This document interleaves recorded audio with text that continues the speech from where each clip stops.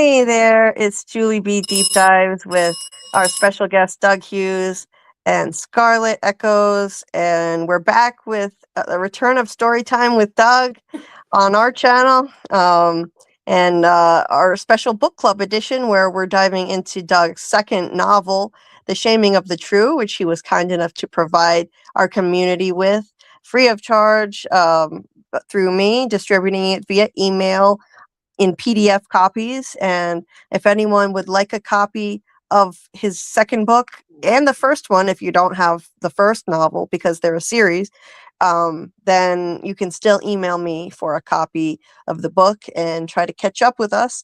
Or just if you like the sound of it and sounds interesting and you want to read it on your own, even if you can't catch up to us, you can still email me at JulieBDeepDives@gmail.com for a free copy. Thank you again, Doug, for doing this with us. It's always a lot of fun. How have you been, Doug? It's been a while for us. I've been busy, actually. There's a bunch of stuff going on. As you know, Marcy and I have been putting together a little video teaser for our latest play, Sucker.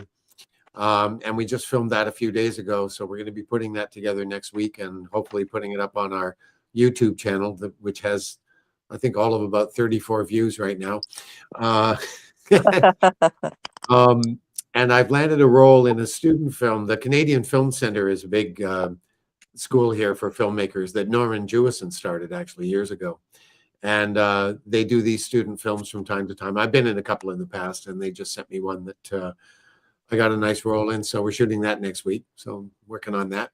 And another thing, because of doing these live streams, I've been going over the books, and I decided just for fun, because, you know, it's been a long time since I first wrote them, and I've been editing them over the years over and over again, but I thought it might be fun to get an outside look at it from somebody. So I went on ChatGPT and uploaded the books there and have been using it as an editor. And I got to tell you, it's been awesome. It's like getting an editor for free. I mean, they're not doing any of the writing for me. I do all the writing, just getting editorial advice and going through the books in really granular detail. So that's been fun. And it prompted me to dust off a couple of my old screenplays, and I'm now putting them through the same process. So yeah, that's been keeping me busy. Oh, that's awesome. Wow. You know, the ChatGPT really has so many uses. That's awesome. Just to get feedback. At how helpful it's been. And I mean, it has its limitations, God knows, but it's a lot cheaper than hiring an editor. That's all I'll say. I bet. See, that's where AI really has its uses when it comes to, you know, doing tasks for us that we, you know, the average person, we just don't have time to pay someone to do for us, things that we can't do for ourselves. That's where it really comes in handy. Indeed. Very cool. And you had recently sent me, by the way, that reminds me, just talking about taking another look at this novel. You had told me you made some minor edits to The Shaming of the True, and sent me the most updated version. So I'm going to be forwarding that out to everybody on the email list who already received a copy. I'll send out the newest version, and you said it won't affect too much. It's just minor details, right? Really, really tiny changes. The only thing that those who have read the book already that has changed that might be useful to know is that in the new version, like in the old version, when Harry takes Lena back to Toronto, she still doesn't know that he's in CSIS, but now she does know, which slightly affects stuff that we haven't come to yet. So yeah, so there's that, but it's like I say, you probably wouldn't even notice if I hadn't brought it up. Yeah, okay. I didn't want to be reading the inferior version of your book.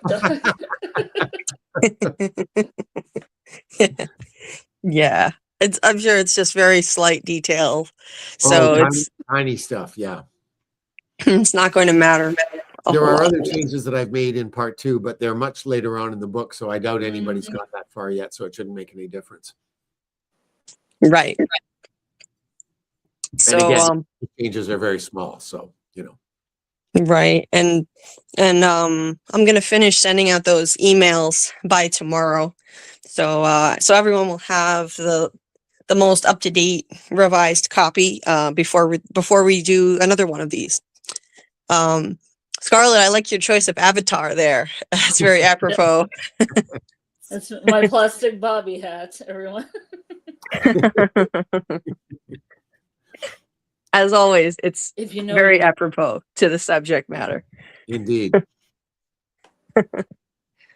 So yeah, we're going to be going over the very end of page 108, going into page 109 through page 170 in The Shaming of the True tonight, and just discussing this really entertaining portion of the book. Very high action, action sequence section, where, we were building up to this with setup up to this point, and now we got some huge action scenes, which are always a lot of fun. So Indeed.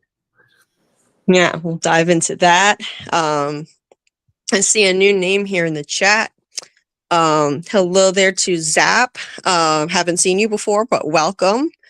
Always nice to welcome new folks to the chat. And if you would like a copy of both of Doug's novels for free, they are they're loosely based on some events in his own life growing up as when he was younger as a theater actor, starting his career by touring. Well, the first novel has a lot about touring the schools, the schools of Canada to do theater and getting his start that way.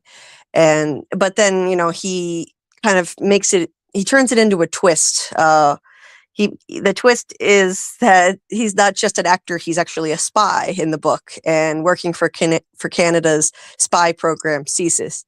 Of course, that part is not autobiographical, but he gets to weave in some fun autobiographical stories into it. And the protagonist is very much like him, very funny, and the books are highly entertaining. So yeah, if you're new, popping in the chat here and you don't have a copy of this book or the one before it, you can still email me, like I said at the start of the live, and I will happily send you a copy of both of them. And Jordan, welcome. Wahoo first birches. I don't swear in the presence of the divine. Okay. Okay, Jordan. Nice to see you. So glad you made it. You made it to one of our Storytime lives. That's awesome. Jordan is one of the people who to whom I forwarded both novels. The second one, I think I forwarded both of them. But yeah, I remember doing that. So yeah, that's awesome that you got to make it to one of these. And Amy, always nice to see you. Hi, Amy. Pixie Vine TV, fancy new name for her channel. So everybody check out Amy's channel if you haven't already, and help her get her sub count up. She streams gaming lives and other cool stuff over there. Apparently Jordan wasn't expecting my wave intro. It can startle you if you're not expecting it. If it's dead silent in your house and it pops up, yeah. Sorry, it scared the crap out of you, Jordan. Carl is here in the chat. The return of Doug. Hey, Carl. Good to see you. Jordan said, "Holy shit, Norman Jewison? That's awesome." Yeah, it was his baby, that school, actually, and he used to go on lecture there from time to time. Nice. Yeah. Jordan said, "I have also used ChatGPT to give me another voice telling me when I'm crazy or otherwise." Nice. Well, this is another good use. Yes, Carl, ChatGPT cheaper than a real life friend. than Yeah. a real friend. Real friends are much more expensive, that's for sure. Oh, yes. And ChatGPT is easier to keep around, too. Jordan said, I loved the book. It was deeply inspiring. Oh, Thank you, Jordan. I'm glad to hear that. well, I'm glad to hear you enjoyed it so much. That's awesome. Jordan said he's writing a mystery himself. Very cool. Awesome. Well, good luck with that, Jordan. I hope it goes well. Yeah, I mean, it's not easy. Trust me. I know that as somebody who's studied writing in school and tried to get inspiration. It's not easy. Writing is not an easy job, and it will never be usurped just by AI. I don't think AI can ever truly replace a human being doing the job. So I think AI is a helpful tool for us, but just completely usurping writers, I don't like that. I don't like AI writing scripts and things like that. No, and I would never use it for that purpose at all. But No. just having an outside perspective, when you're trying to punch up something that you've already written, it is a tool. Absolutely. Yeah. It's such a helpful tool for things like that, and I used AI to make my logo for my channel because, There you go. For the same kind of reason, I can't hire, I can't draw, I can't design anything myself. I don't know how to do that. Using those kinds of tools online, I just don't know how. So, and I can't afford to hire anybody to do it for me. So Yeah. again, there's AI as a helpful tool. It's when it completely takes over the writing process, the creative process itself. That sucks, when it totally dominates a field, and And I the hate to problem see there that. is it's not actually a creative process, it's a recreative process, Mhm. because ChatGPT can only draw from what it knows. It can't create something spontaneously, That Mhm. act of creation is something that AI can't do yet anyway, Or it can't tell you why it made something. Yeah, it doesn't work. Okay. I'll be Right. quiet.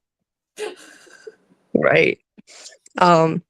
Hey, Rose, nice to see you. I hope you're doing well. Hope everybody's doing well this Wednesday night. I haven't done a live in a bit. I wasn't feeling well enough to do one in at least a week, probably more. So it's really nice to be back and see the folks in the chat again. And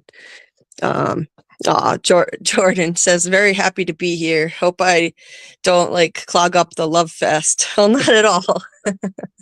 Not at all. Please feel free to spam as much as you want messages in the chat, the good kind of spamming the chat with just, your thoughts and ideas and reactions to things. That's, I welcome it, please.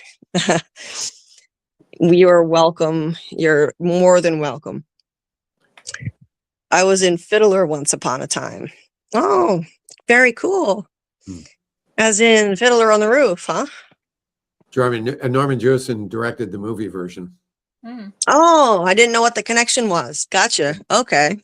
Back in 1968 or 7 or something like that. I think it was 68 because 67 was In the Heat of the Night. Mm-hmm. Okay. Yeah, I saw that movie. It was excellent. Mm-hmm. Rose says, I use ChatGPT to find receipts for whatever food I have left in my fridge. Nice. An essential function, that one, for sure. Oh, she meant to say recipes. Yeah. And I read it as receipts, but yeah. It was in my head, I was thinking recipes, though. Yeah. I was just like, your receipts under your couch. Oh, that's cool. Right. If only it could do that. I bought some bananas. Okay, cool.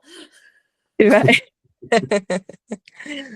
I wish you could find my missing receipts for me, but you can't do that. I wish I could find my missing earring. I'm missing an earring that I want to find, and I can't find it, but it's in the house. Right. Oh, that good luck. Good Good luck with the hunt. Jordan says, thank you kindly. I don't want to like take all your time. And yes, what you said about writing is 1000% true for me too. Well, not at all. You're welcome, and you're not taking up all our time in the least. So, receipts could be delicious, Rose. Yeah. Funny, Carl. Kimberly says, hi, Julie, Scarlet, and Doug. Hope you are all doing well today. Well, I hope you are too, Kimberly. That's pretty good. Hope you are too. Jordan says, AI is somewhat scary to me because my son is young and he has a great attitude about AI, but I worry about the future of him and his generation. Yeah, You're good not point. alone. It could go some scary places. Kimberly, thank you so much for the support, asking folks to like and subscribe. Thank you so much. Yes, I always forget to say that myself, and the chat helps me out with that. Please hit the like button and help people find the stream, and subscribe if you happen to not be subscribed to the channel. I'm hoping to eventually reach 2,000 subscribers, but I've been kind of plateaued and very close to the mark, but not quite there right now. So yes, please subscribe. And hey, Noah, nice to see you. Hey, Noah. Carl, I'm missing the point. Help me, Chat GPT. Hello, Copper Broom 3657, and welcome. I don't know if I've seen you in the chat before. Apologies if I have and just forgot, but welcome. Thank you for being here. Please consider subscribing if you're not subscribed. We are going to be right now I'm not covering any current shows, but we're going to be diving into a From rewatch probably starting at the end of the week, because we don't have a lot of time. The word on the street is that From is coming back in April. We don't have any official confirmation yet, but I realized we need to get cracking and we need to do a rewatch. So I think the From fans are ready to talk about it again. And so we're going to be launching a rewatch starting end of this week, and we're going to cover 2 episodes per week for a while, starting with season 1. And then by the time we reach the middle of season 2, I'm hoping that we still have enough time to kind of slow it down and go back to 1 episode at a time. Because Scarlet and I we started a rewatch at the end of season 3, and we stopped. We kind of got too busy and stopped right in the middle of season 2. So I'd like to go back over it, a little quicker because we don't have much time, what we already discussed. And then once we reach the middle of season 2, to hone in like we were and do a closer look at the rest of season 2 and season 3. But we are starting back at the beginning because I know everyone wants to start at the beginning when we're doing a rewatch. So if you're interested, just keep an eye on the channel, watch for notifications, because I'm going to be picking a weekly night and time soon to be doing that rewatch. Just haven't settled on when that's going to be yet. Anyway,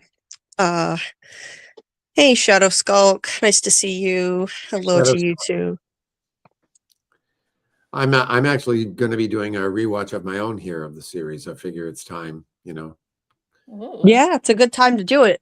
You can take your time with it this way. You don't have to like binge it right before it comes out. I like to take my time with it. Same here. That's what we're going to do. Hey, with Alice, nice to see you. And hey, third shift lurker, about to start my shift. Hope everyone is well. Hope you're well too. And always nice when you pop in the chat. So thanks for doing that. It's nice to hear from the folks who aren't able to chat, but just want to pop in and say hi now and then. So I know who's listening. It's cool. So always, never be afraid to do that. Feel free, even if you can't chat, just to pop in and say hi so we know who you are. Okay, so I think with that, we should start diving in to this segment of the book here. Let's do it.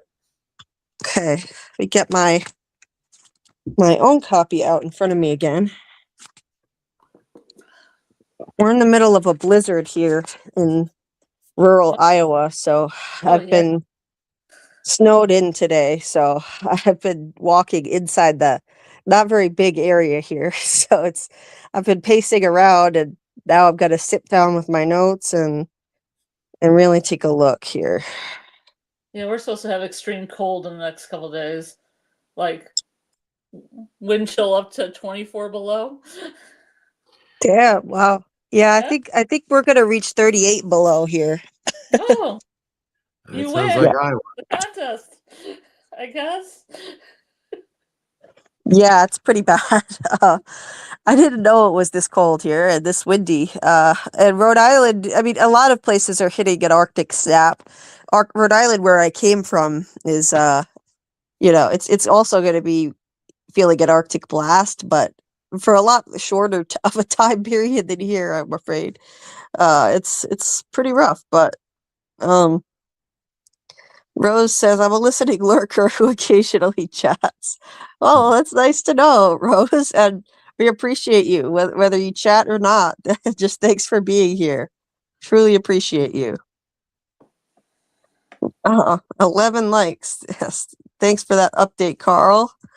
And I'm going to occasionally sound, I'm kind of self-conscious about my nasally voice. I'm still trying to get over a cold. Another nice seasonal component of winter here in Iowa is, cold, blizzards, and you know viruses. Anyway, so Should I mention that I like winter? I I walked out the other day and I saw the sun setting in a field and there was some birds and I'm like, this is beautiful, even though it's like 5 below. wow. I wish I liked it like that, but I always looked forward to winter when I was a kid because winter was hockey season, so I got to play hockey. Mm-hmm. oh, of course, yeah, the hockey fan, and in winter as a kid, it's different. It's Christmas time.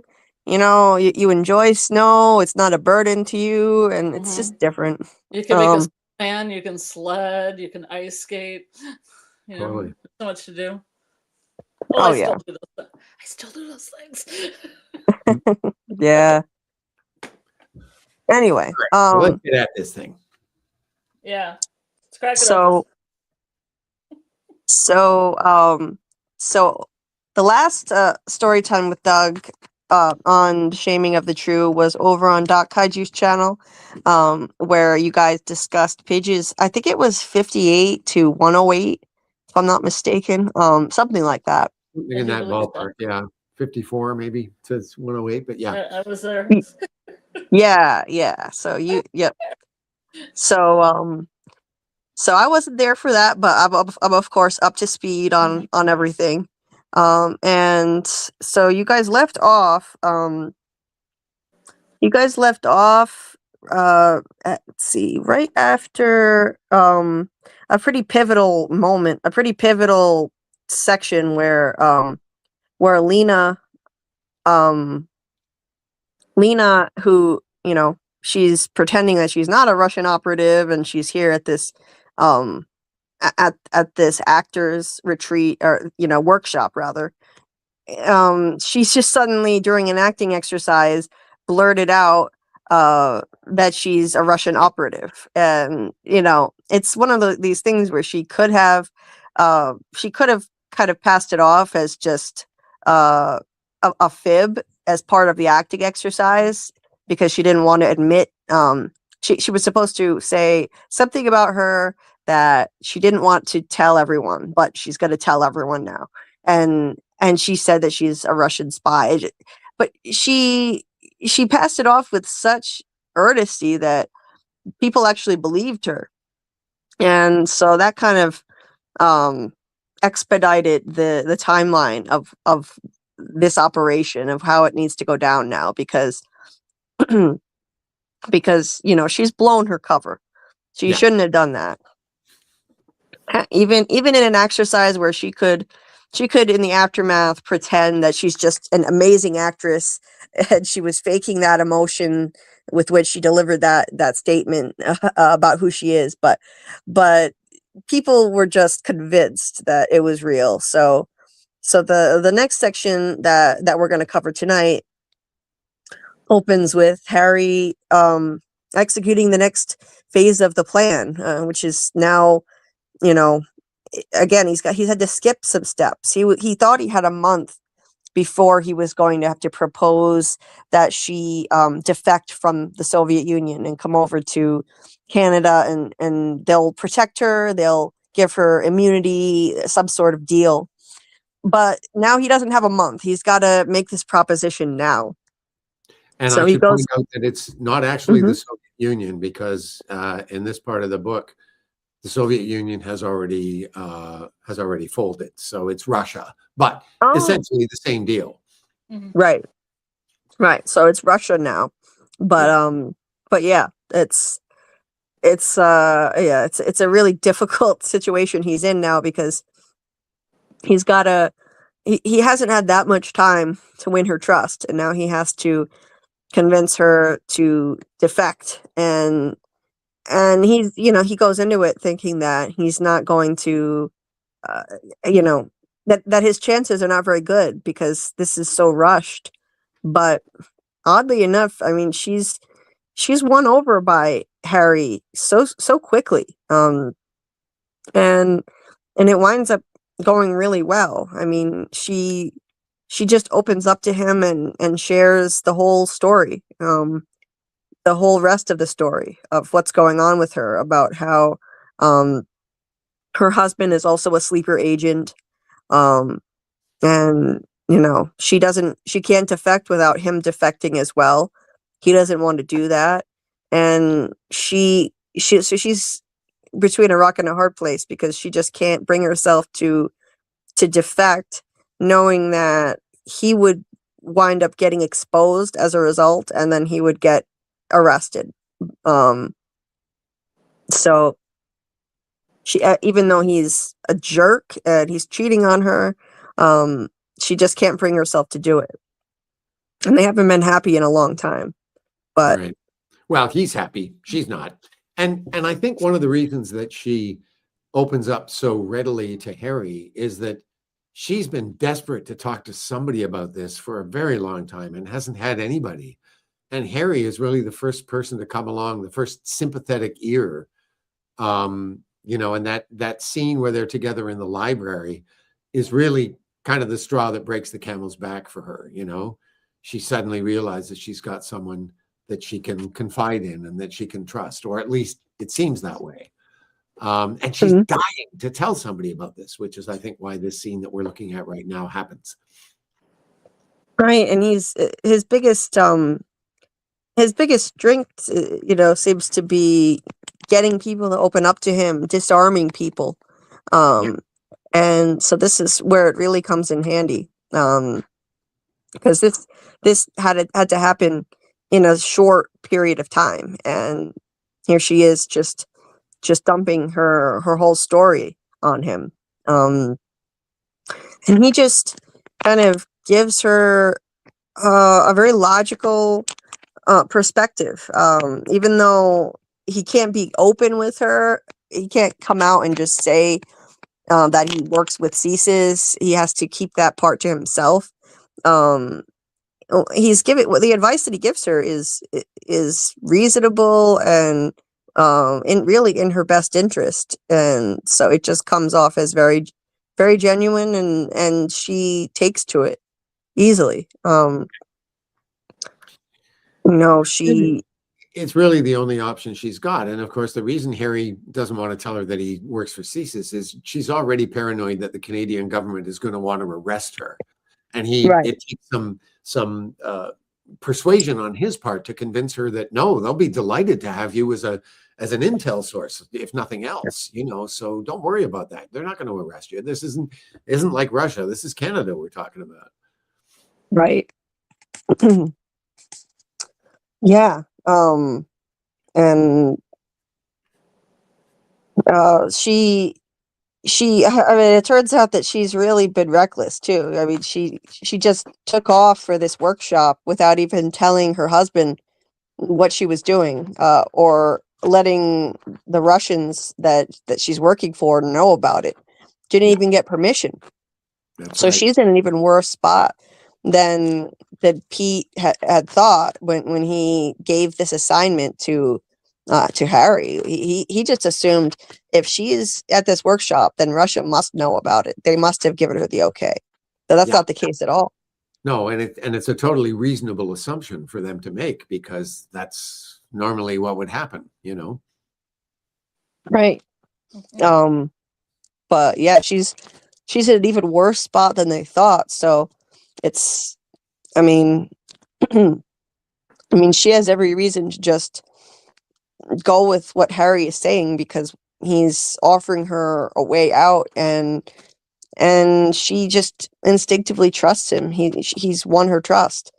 So he makes his pitch that they just head into London. He's going to talk to someone at the Canadian High Commission, and not reveal her identity right away, but just that he knows of a certain Russian spy who wants asylum, but she won't reveal her identity until they can come to an agreement that she's satisfied with.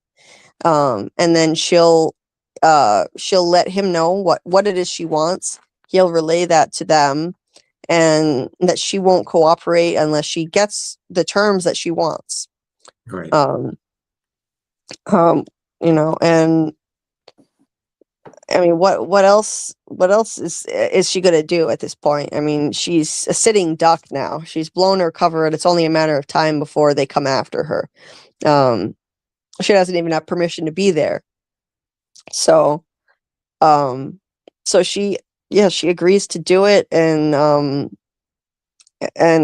so they and then Harry, the anti-James Bond, somehow winds up making another love connection with this woman, to his own surprise, I'm sure, because he's you know, in the past he was never lucky in this area with women, but since starting this spy game, now all of a sudden he's had more luck. I mean, it hasn't led to, at this point in his life, in this story, it hadn't led to a long relationship yet, nothing that lasted, but at least he's been able to connect with some women he found absolutely stunning, and he's totally infatuated with Lena. Yeah, apparently, you know, being a spy does wonders for your sex life. It seems that way. Yeah. Maybe I should have joined CSIS. What did you say? I said maybe I should have joined CSIS. Maybe you did. I don't know. I can't tell you how many of my friends, like everyone who's read the book, is like, so have you actually been working for CSIS? It's like, come on, please employ a little critical thinking here. Right. But CSIS, you know, I mean, in real life, and this is one of the credibility issues I was concerned about with the book. In real life, I mean, it's covered nicely by Pete, and the fact that Pete has been given enough license to do his own recruiting. But I mean, under normal circumstances, there's no way this would happen. no. Yeah. No. And Jordan in the chat said, really love your emphasis on character, Doug, revealing in moderation both their lies and true nature. Well, thank you very much. It really is. I mean, as much plot as there is in this story, it really is a character-driven story, I think, you know, and that was part of the fun for me, was just creating all these characters, you know, many of whom were, of course, drawn from real life. But yeah, it was fun. I mean, one thing I should probably explain for those who don't know this, I did a workshop in Wellesley, Massachusetts back in 1983 that was run by Kristen Linklater, who was this famous voice teacher. She's since passed away, but she has this company called Shakespeare and Company, and they're based in Lenox, Massachusetts. And every January, they would do this month-long intensive workshop. They did it in a variety of places. The one time I went, it was at Wellesley College, just outside of Boston. And a lot of what happens here at the in Oxford is taken from my own experience in Wellesley. Oh, yeah. That's awesome. So that's a way that you've woven your real life experiences into this novel too, like you did with the first one. Yeah. And most of these people that you meet, well, some of these people you meet are based on real people. Martha being one of them, the gal from Chicago. Oh, awesome. That Yeah. it was a little different in real life, but when I met her, we were doing exactly what happens here in the book, where waiting outside for a class to open up, and I was wearing my lightweight Blackhawks jacket, and she walked up into me, and first thing she said to me is, "Who are you, and why are you wearing that jacket?" And that led to this conversation that we found we had all these incredible parallels in our lives, and we became the best of friends. Nice. Nice. Yeah, I've wondered as I'm reading this who in the book is based on people you actually knew, or at least partially based on people you knew. She's one of them, and we're about to meet. Well, we've met Morag already? Yes, their acting teacher. She's based on another friend of mine, a woman named Mary, Merry, short for Meredith, I guess, who lives out in Santa Fe now. Oh, awesome. She's a really colorful character. Like it's the acting teacher. She's the one with the Scottish accent, isn't she? That's Yeah. right. And she's actually a composite character, because I very much had Mary in mind when I wrote her, but Mary wasn't actually our acting teacher. She was clown and movement. But a lot of the stuff that Morag does in the book is based on my actual acting teacher, was this guy named Kevin Coleman, who I think is still with the company now. And he was awesome. And a lot of her sort of wise ass humor came from Kevin. That whole line about he's been dead for 400 years, he's never going to know, that was straight out of Kevin's mouth. Oh, nice. Yeah. Yeah, I found that funny. About Shakespeare, like fuck it, he's never gonna know. He's dead. He's been dead for 400 years. Yeah. We can fuck with the Shakespeare stuff all we want. Exactly. That was the gist of what the point was. That was funny. Yeah, this has been very enjoyable. This whole passage, the previous one that you guys covered on the other live, and in this one, let's see. Well, and this one's fun because this is where the shit hits the fan, basically. Yeah, that's for sure. And yeah, I've really enjoyed these characters he's met at the workshop overall, just all of them. Howie too. I like Howie with his British accent. Is it supposed to be a certain type of British accent? Because you indicated the way it should be pronounced with the way that you spell the words. Is it supposed to be a Cockney or what is it? He's a Cockney for sure. He's I mean, he talks about when he's described, there's a whole thing about he comes from a long line of Cockney businessmen, because the area where the Cockneys lived, where it's this area. They say you're a Cockney if you were born within the sound of the Bow Bells, and it was a church that if you could hear those bells when they rang, you were by definition a Cockney. And the Cockney people were and are very working class, a lot of salesmen and that kind of thing. And this whole idea of rhyming slang was kind of a code that the salespeople came up with, so they could talk about stuff, back and forth, and the customers wouldn't know what they were talking about, So instead of saying boots, you would say something that rhymes with boots, like Daisy Roots. And what they would do is they would drop the rhyming word, so they would just refer to their boots as their daisies, Or hands were German bands, so they talk about I got to wash my Germans. And it just became this code that they used to talk amongst each other, so the customers wouldn't get wise. Oh, nice. And And Howie, yeah, I like to, imagine his voice in my head. I love a good Cockney accent, and so I can just hear him speaking the lines in my head. I can imagine this guy, and the lines he has are colorful too. Because, like, for example, just in this scene right after Harry has just hooked up with Lena, Howie shows up. And he sniffs the air, and he just says, "Smells like sex in the air. Where's Mata Hari?" That was funny. Yeah, yeah, and then he randomly comes out with weird British, what must be a weird British saying, like "stone the bloody crows," and then Martha's just like, whatever that means. Yeah. I don't know what that means either, but I guess it's a British saying. It's just a way of saying wow. You know, Stone the means. bloody crows. Stone the crows. Yeah. Mhm. Yeah. So yeah, you've got a knack for creating these colorful characters with various accents from countries around the world in these books, and I always enjoy reading about them. And Howie's not based on anybody in particular, but I did live in London for about 6 months after I got out of theater school, and I met a lot of Cockneys there. In fact, I worked with some. There was a guy named David Levy that I worked with in Harrods, and he was purebred Cockney, and I just used to love talking to him, just to listen to him. It's such a great accent. Oh, I love it. I just love it. It's so fun. Oh, Jordan, when we were talking about you being CSIS, Jordan said, "Oh my God, he denies it. He's read in." People here are going to think that you're CSIS too now.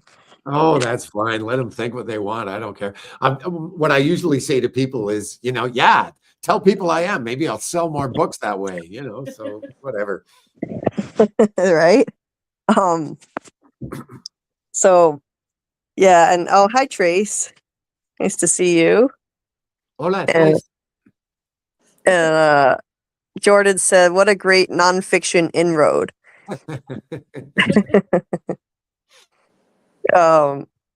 He also said, "Oh my God, I have to say, finding those parallels have been the most magic aspects of my life. Don't want to spoil anything, but yeah, love to hear how your real life crosses fiction. Crosses fiction. Yeah." Oh yeah, there's a lot of autobiography in this book too. Believe me. Yeah, we've done so many lives of you, Doug. I know some of those stories when I read them. There you go. There Like, you go. oh, Yeah. Yep. Rose said, "I pictured a poor British person reading that accent." Although Howie is not, I should point out, he's not poor. I mean, he comes from a long line of very successful businessmen. So he's a Cockney with money. Salesman makes some money. Yeah. Oh yeah, I mean, just the fact that he's in this prestigious acting workshop and he's managed to get in there with the upper crust at Oxford, right? So that says a lot. Yeah, I mean, they're not chimney sweeps or anything. No. No, they're definitely not. And Howie has layers we have yet to uncover too. So there's that. Oh, interesting. Okay, yeah. So then in the next portion, basically, so Harry gets Martha and Howie on board with his plan to go to London. They've already figured out the truth, that that she was telling the truth about being a spy, and since Harry figures there's more strength in numbers in this particular situation. He decides to put his trust in them and let Howie and Martha, recruit them to join him and Lena on their trip to London. It would be harder for some Russian goons to come after them and, be able to get the better of 4 of them versus just 2. Right. So, which winds up being a really smart choice. And I really enjoyed both of these characters, both Martha and Howie. So I was glad they were coming along for the ride. And they both decided to join in. Yeah. Let's see. And it's impressive that they have the guts to even be part of it, because I don't think I would. I don't think I would be signing on for this mission. But they're such good sports about it, and seem to have a good time with it on top of it. Not me. No thanks. I don't have that much of a spirit of adventure to brave these Russian goons that might be coming after them. Well, and you have to remember, like, that's only a possibility. The fact that the Russians are onto them as quickly as they are, I think, is a surprise to everybody. Certainly, they have to prepare. Harry knows that they have to prepare as if the Russians are on their way there, which turns out to be a very good thing. But, realistically, he probably doesn't think that anything is going to happen before they get to London, that they should be able to get there in one piece. So on we go. Right. Yep. So they signed on to go, and that's that. So let's see. I'm trying to find where I left off here. Oh, and and I love how Howie's personality is just the antithesis of subtlety, because he can't just play it cool like Harry wants him to, because as soon as they rejoin, Lena, Howie lets the cat out of the bag, that he knows exactly who she is, that she's really a spy, and he knows all, the whole deal, their whole plan for what they're going to do. And they're coming with them. No, so that almost frightens Lena off, but because Howie calls her by the name of some famous Russian spy from the 30s, whose name I can't pronounce. Nadezhda Plevitskaya. Nice, yeah. And yeah, Howie keeps rattling off all this information about spy stuff, and he says it's because he reads a lot of spy novels, but it does start to make you wonder if he knows more than he's letting on for some other reason about the spy game. Well, it might be worthwhile to remember the conversation that Pete had with Harry about the fact that MI6 didn't want to get involved with this caper at all, but that they would probably have somebody there keeping an eye on things. Right. Yeah, Right. And I'm not saying that's who Howie is, but, just putting that out there for what it's worth. It does make me wonder, for sure, if he's that person just keeping an eye on things. Yeah. Scarlet, were you going to say something? Yeah, a question for Doug. Why did you pick that particular spy to reference in the book? Just because it had to be a name that would have resonance for Lena. Okay. And she was quite famous as a spy. So yeah, it was simply that. Okay. I just wanted it to be like, she hears that name and the alarm goes off, right? All right, yeah. And any Russian would know instantly what that name meant. So. Okay. Yep. But Harry manages to smooth things over enough, and and get her on board with doing this as a team of 4. Because it's going to be safer that way if they travel to London as a group. Less chance of anything untoward happening that way. And he's right, it just makes sense. So, I love how Howie just keeps making everything worse, though, with everything he's saying. It's really comical. Everything Well, everything out of his mouth. well, and of course, here's Harry who's trying so hard to build trust with Lena, and everything how he says just basically blows that out of the water, and he has to keep doing damage control just to keep her on track, but fortunately he succeeds. So Yeah. Yeah.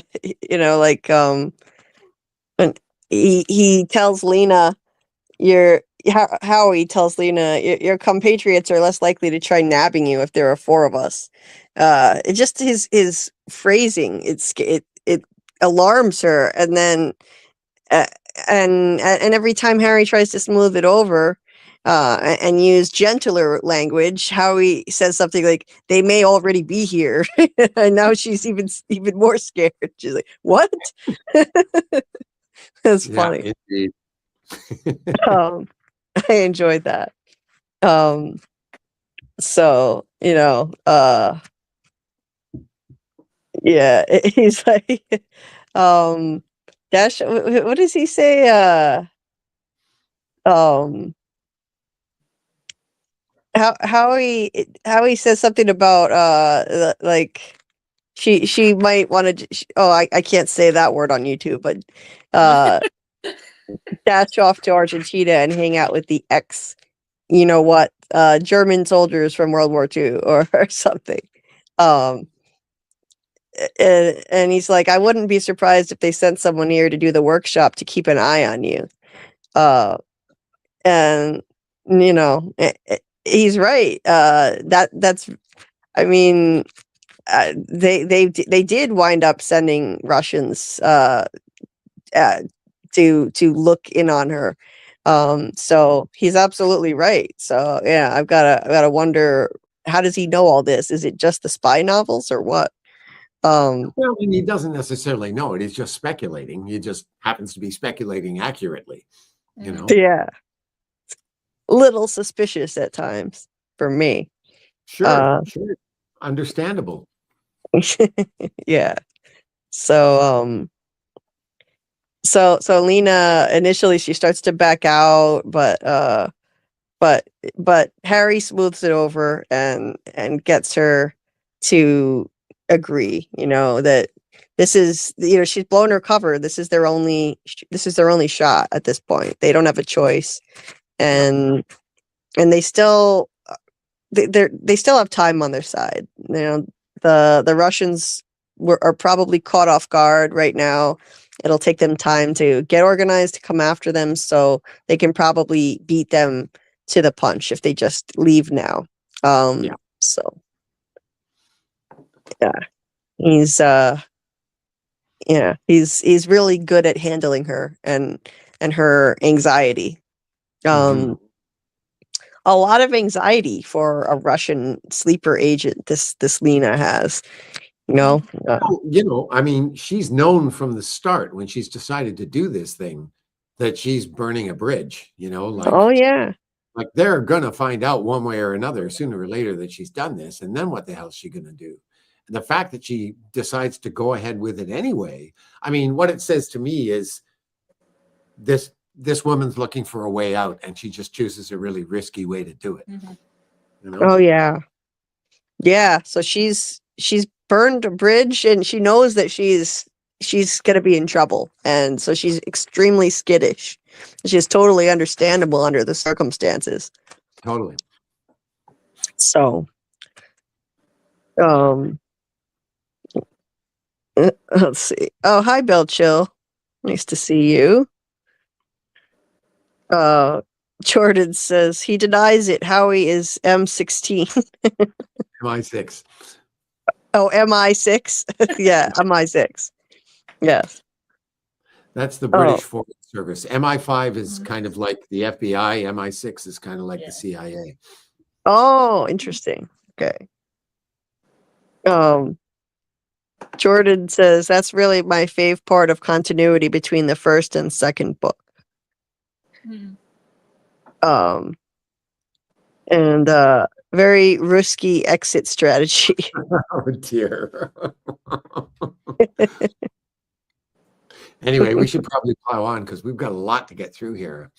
Yeah. I know you're on a tight timeline, so Yeah. So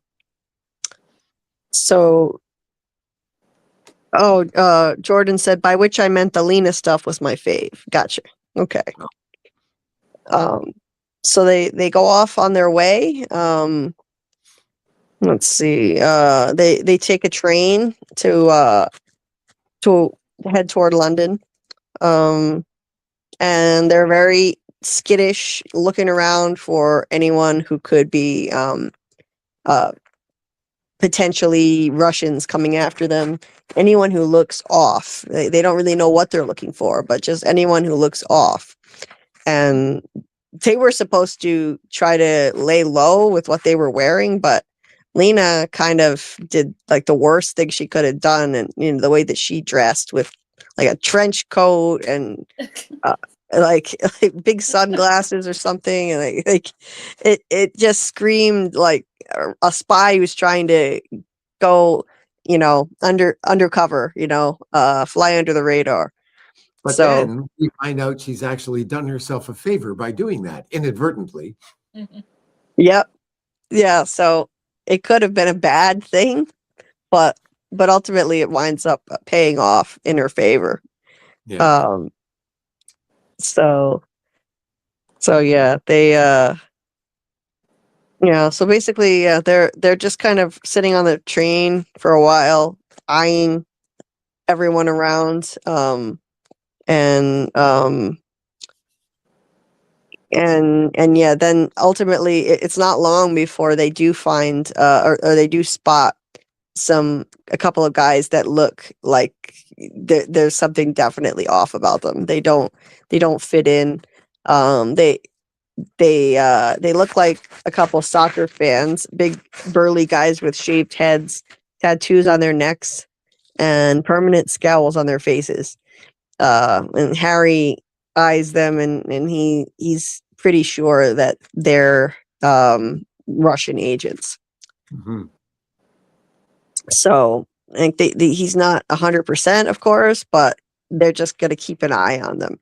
And at first it looks like they're in luck, and the guys get off the train, but then when the gang get off the train themselves, they see those two dudes. They got off as well. So when it appeared they got off the train before, they were just changing cars. And so they are still following them. So at that point, this is where it actually winds up coming in handy that Lena dressed like that. Because those guys, they've spotted her looking like she does, and that's their target. So Harry comes up with a plan on the spot to have Lena and Martha swap clothes, go into the nearest public bathroom and just trade clothes. Since they have the same hair color. Yep. Yeah, basically the same build as well, the same height and weight, more or less. Good idea. Very clever idea. So they do that, and then they decide that they're gonna go separate ways. So they'll pretend like they're saying goodbye to each other, and Harry and Lena will take a taxi while the other two go off in the opposite direction, Howie and Martha. And if their plan works, then those guys will go after Howie and Martha. And then they just have to kind of get them far enough away for Harry and Lena to get in a cab and disappear, and then they can meet up later at Canada House. It's a great plan, and it winds up working really well too. The guys fall for it. They choose to follow Martha and Howie. Lena and Harry are able to get away, and then when they meet up at Canada House with Howie and Martha, they say those guys tried to grab Martha, and they saw she was the wrong person right away. She screamed, yelled for the cops, just kind of went ballistic, and the guys just ran off. They just got spooked and ran right off. So the plan worked perfectly, at least for now. Um, so you know, Harry, though, he's not going to be reassured that easily. He's like, we don't know how many more are out there, and he's right. We Yeah. can see how far he's come, as in his time with CSIS. I see progress just from the first book to the second book in his instincts. I think he's improved even more in what he's doing. Like he's so spot on. Well, and in terms of tradecraft, remember, there's a few years between the two books. So he's had more experience, presumably doing other ops, and had a chance to, hone his skills a little bit. So yeah, he's evolved. Yeah. In the first one, he was almost kind of play acting as a spy at first. It felt like, he felt like kind of a little kid enjoying himself, when he was doing his first spy missions. But now it seems like he's more seasoned. You can really see the difference. And his instincts are spot on. Like, they don't know how many more guys are out there, so they need to really keep their heads down and just be prepared. So they go into the Canadian office, and they're presented with Harry is presented with the offer from the Canadian government for asylum, for Lena, who they're calling Jane Doe. She's got to do extensive debriefing, and that may continue for many months. She'll be given a new identity and maybe relocated to another part of the country. And they can negotiate. She can negotiate that with the government, and they're going to draw up a contract. And he of course has to negotiate right on the spot, saying, the director okay Dimitri being allowed to go free and stay in the country, because that's a real sticking point for her. She's got to know that her husband isn't going to be arrested. And so they say they think they can do that. So the whole meeting goes pretty smoothly. That part goes really well. Well, and it's great too for Harry, because it's one of those rare occasions where he gets to talk to Pete. And just get on the phone and actually talk to him, because he's hashing out these details with Pete, and Pete makes a very reasonable observation about Dimitri. He says, we're not going to lose anything by not arresting this guy, because anything he can tell us, we're going to be able to get from Lena anyway. Right. Yeah, exactly. So I mean, what are they really losing? Yeah. This is a rare occasion where he actually gets to talk to Pete.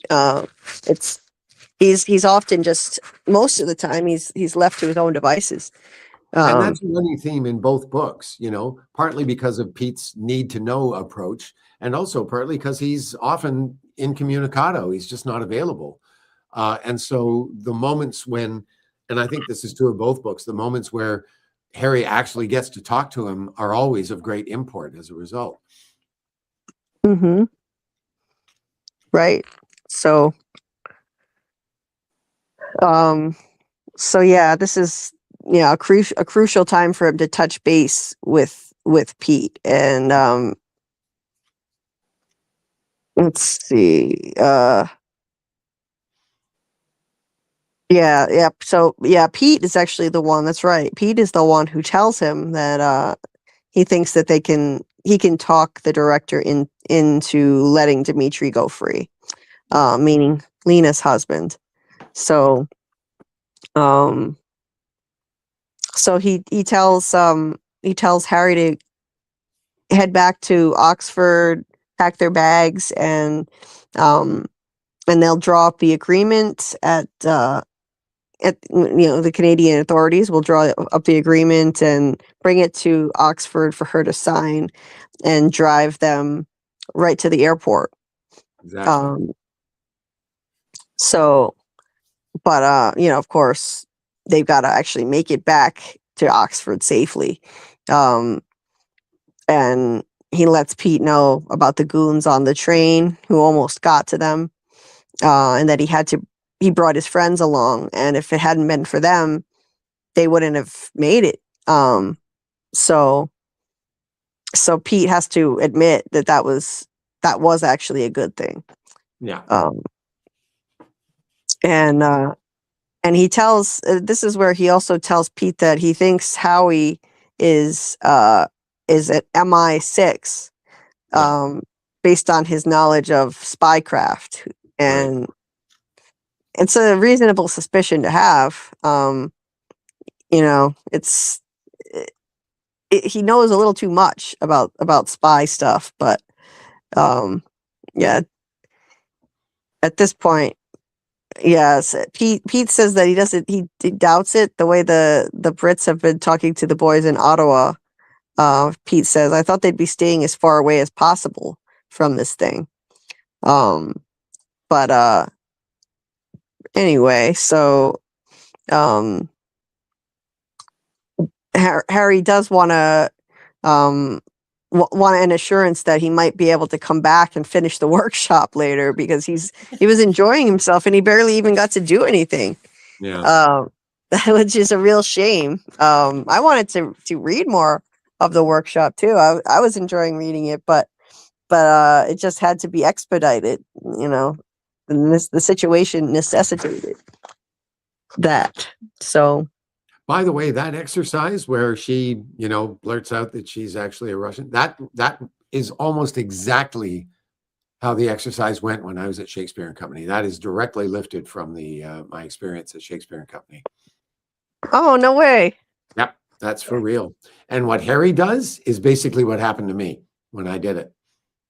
Wow. That's awesome. Yeah.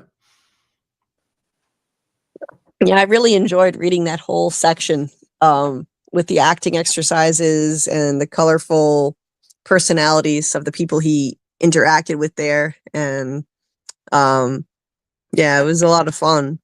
I was sorry that it had to end, but yeah, this thing got moving faster a lot. The action ramped up a lot faster than I expected it would. Well, that's all because of Lena opening her big mouth, Yeah, that part really shocked me, I have to say. I wasn't expecting it at all. Although here's the thing, though. Even if she hadn't done that, once the Russians have discovered that she's gone, basically the same thing's going to happen anyway. She hasn't really done anything to make things worse, because what really sends the Russians is them going to the apartment in Toronto and finding out she's gone, Right. And then they managed to put together that she's gone to this workshop, and they would have been waiting whether she made that public confession or not. But it just seemed like a neat way to use that exercise, in the story. Oh, definitely. Yeah. And it certainly gives everybody on this end of the story that feeling of we've got to get this moving immediately. Oh yeah, it heightens the urgency of the situation. Absolutely.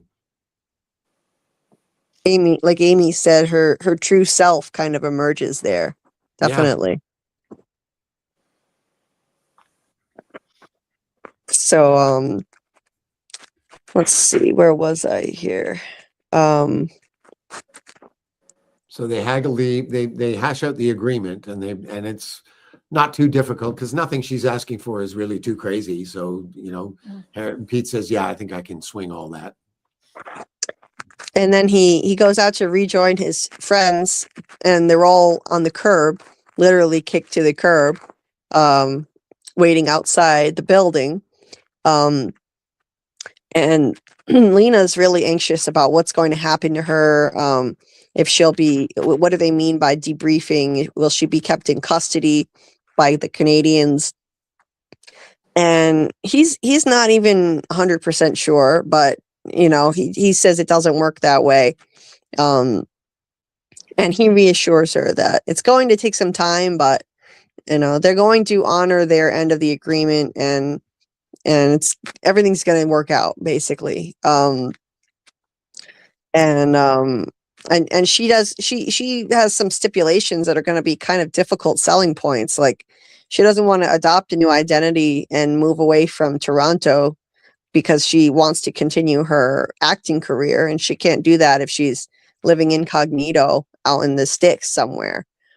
But I mean, she's got to be reasonable. Like, he says that they're worried that Russians are going to be coming after you, seeking retribution, and she doesn't think they'd bother, though, that she's not important enough for that. And while they'll be upset with her, why would they risk upsetting diplomatic relations with Canada by attacking a little fish like her? Yeah. So Harry says that he'll try. He doesn't know if the government will go for her staying in Toronto, but he'll pass that along. And ultimately, I think the reason they do is because, hey, she's a grown woman. If she's willing to take the risk, that would not be a difficult thing, I think, for them to talk the government into. Right. And of course, he lets her know that he informed them how she feels about Dmitry being immune from arrest and allowed to stay in the country, and that it looks promising. They'll see what they can do. Yeah. So they move on back to the station, and let's see. So I'm just going to go refill my water glass. I'll be right back. Okay. So they head back to the train station, but they have a little bit of time. So before they go straight there, they stop at a little tourist shop and they switch outfits just in case the Russians are going to take another stab at abducting her. And they change into a bunch of really cheesy American tourist looking outfits. I did like the Sex Pistols shirt, the God Save the Queen shirt, and my plastic bobby hat. Yeah. Amongst other things. Oh yeah. The plastic London bobby head, like you've got in your avatar. London Bobby helmet, like very distinctive, like police helmet that they have. So anyway, they get on the train in their new outfits, and at first it seems to be going well, but let's see. So then, so Harry says that when they get to Oxford, let's see. So sorry, I skipped a part, a kind of important part. They see a couple more soccer fans, and who are not really soccer fans. So they're awfully suspicious looking because they're dressed just like the two thugs that they saw earlier in the same kind of soccer jackets with shaved heads, and so now they're screwed again. So Harry says that he doesn't think anything will happen before they get back to Oxford, and when they get there, he and Howie can try to hold them off while she and Martha grab a taxi back to the university. Sounded like a good plan, but it didn't work out that way. And they came into their car, the two new thugs, and they just openly started searching everyone's faces, looking for them. Found them and sat down just watching them. So they had no problem finding them despite the new outfits. And so now they're pretty much screwed, they think. But Harry has the idea to use the element of surprise. Yes, they know that they're all sitting there right in front of them, but they're not going to be prepared for any subterfuge on their part. They're going to assume these, like the four of them know that they're trapped. They're trapped like rats and there's nothing they can do. So he decides to put some of the skills to use that they learned in one of their acting classes. And so like they had learned about how to do fight scenes, how to fake a fight and whatnot. So they employ that in a really clever way. Howie and so like they, in a really sneaky way, they kind of just trade spots. They trade seats with the ladies, Harry and Howie, and then they pretend they fake an argument. Mm-hmm. And then that quickly turns into a physical fight. And of course, they've learned how to do that to make it look really realistic, but without actually hurting each other. Which is something that you described how actors do on one of our lives before, Doug. How important it is to, learn how to do a fight scene in a way that in which you're actually protecting the other person in the scene with you the whole time. It looks like you're attacking each other, but you're protecting each other. And it's really clever because no one would know the difference if you're executing that effectively enough. Well, and in fact, this student film that I'm shooting next week, I have to get strangled at the end of the scene. Right. And getting strangled in a stage fight is a perfect example, because the basic principle in stage fighting is that the victim is the one that's in control of everything. So, for example, if someone is choking you, the way it works is they put their hand on your throat. They're not actually choking you. They just place the hand, and then you immediately put your hand there, and you try to pull their hand. You try to push their hand, like hold them in place, while they try to pull away. So they're not actually choking you. They're trying to get loose.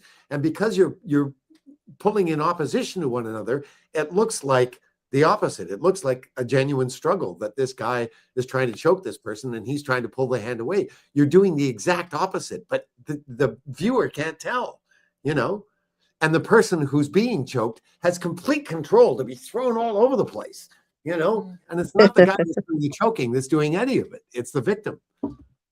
That's awesome. Yeah. And nobody would know. Nobody would know the difference. I mean, you would think like the person being choked in the scene is at risk of getting actually hurt. But if you know what you're doing and you're doing that the right way, then it can all go perfectly smooth. Here's another one. Let's say some guy's going to smash my head on the table. He puts his hand on top of my head. I put my hands on top, and then I control the movement, and I do this. He hasn't done anything, Yeah. I'm in complete right. control. That's awesome. So there you go. Yeah. So Harry and Howie employ a little stage fighting. Yeah. So that allowed you to use some of your own knowledge about stage fighting, and put that into the book too. I really enjoyed reading that scene. The way the fight played out. I should point out, because Harry is taken with him a whole bunch of 10p pieces, like rolls of coins, and 10p pieces that you would use them in the payphones there. They're huge. Yeah. So like a roll of those is pretty hefty. So, there's the bit in the fight where he clocks the Russian and he's got a roll of those coins in his hand. I mean, think of a roll of quarters, but with coins that are considerably larger and heavier. And that's a lot of weight to be hitting somebody with. So he just happens to have those coins because he thought he was going to need them to make phone calls, but he's able to use them in the fight as well. Right. It certainly came in handy. Yeah, and I didn't have the context of knowing just how big those are. But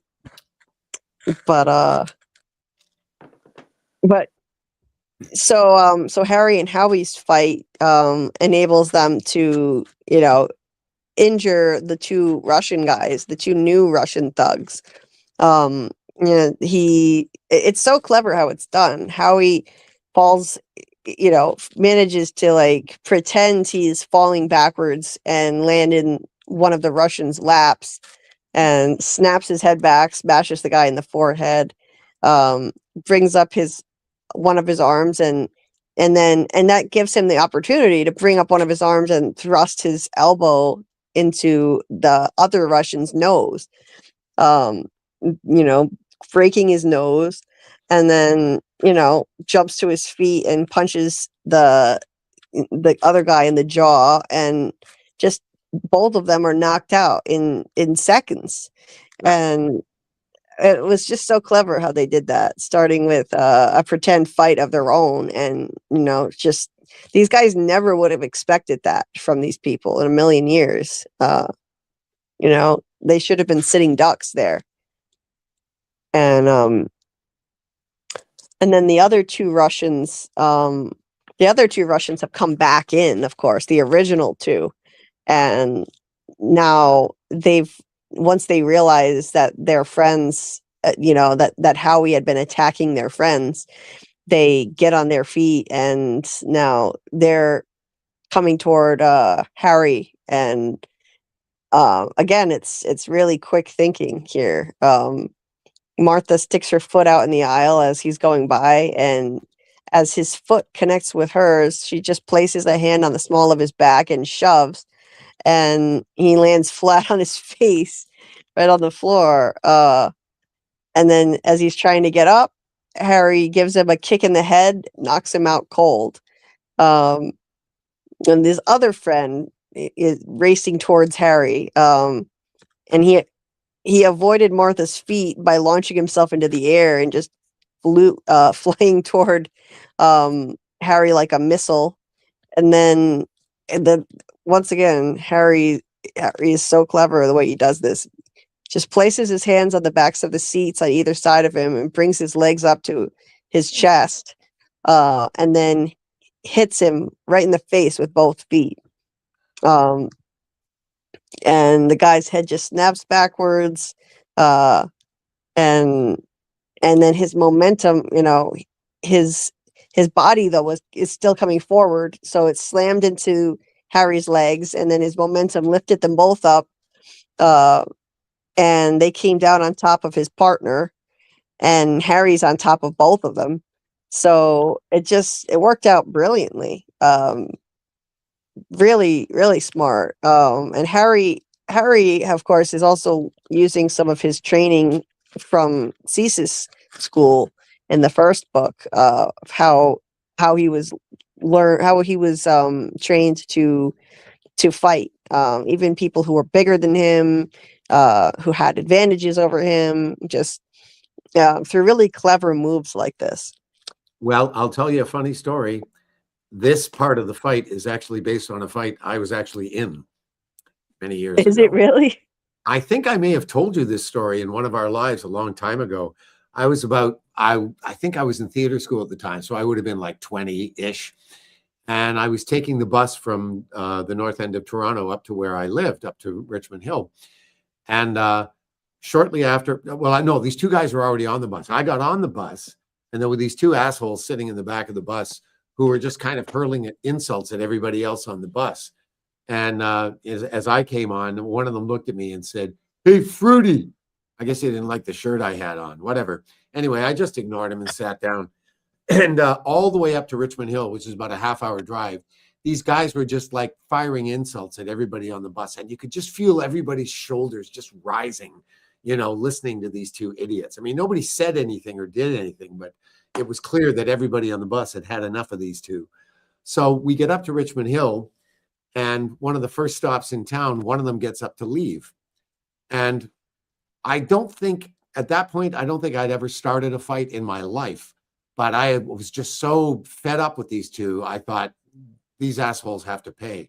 So as the guy walked by me, I did exactly what Martha did. I stuck my foot out in the aisle. His foot caught mine. I pushed on his lower back and knocked him straight down on his face. And he got up, he turned around, and he was livid, of course, and he launched himself at me.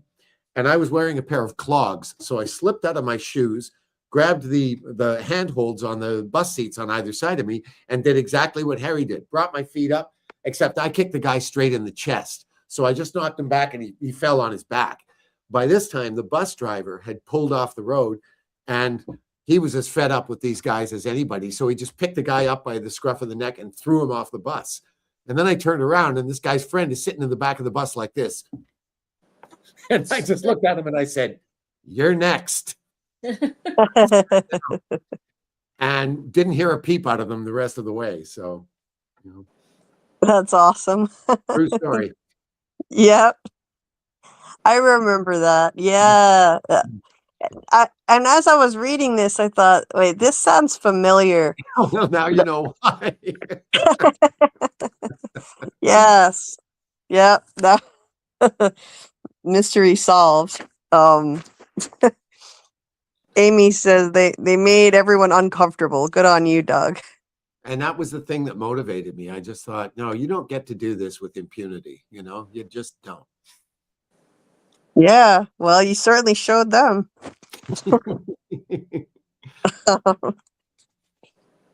Well, I love how you incorporated it into the book. It worked out perfectly. You fit it in, and it worked out for them in brilliant fashion. They managed to knock out 4 Russian spies, 4 Russian operatives. Yeah. Amazing.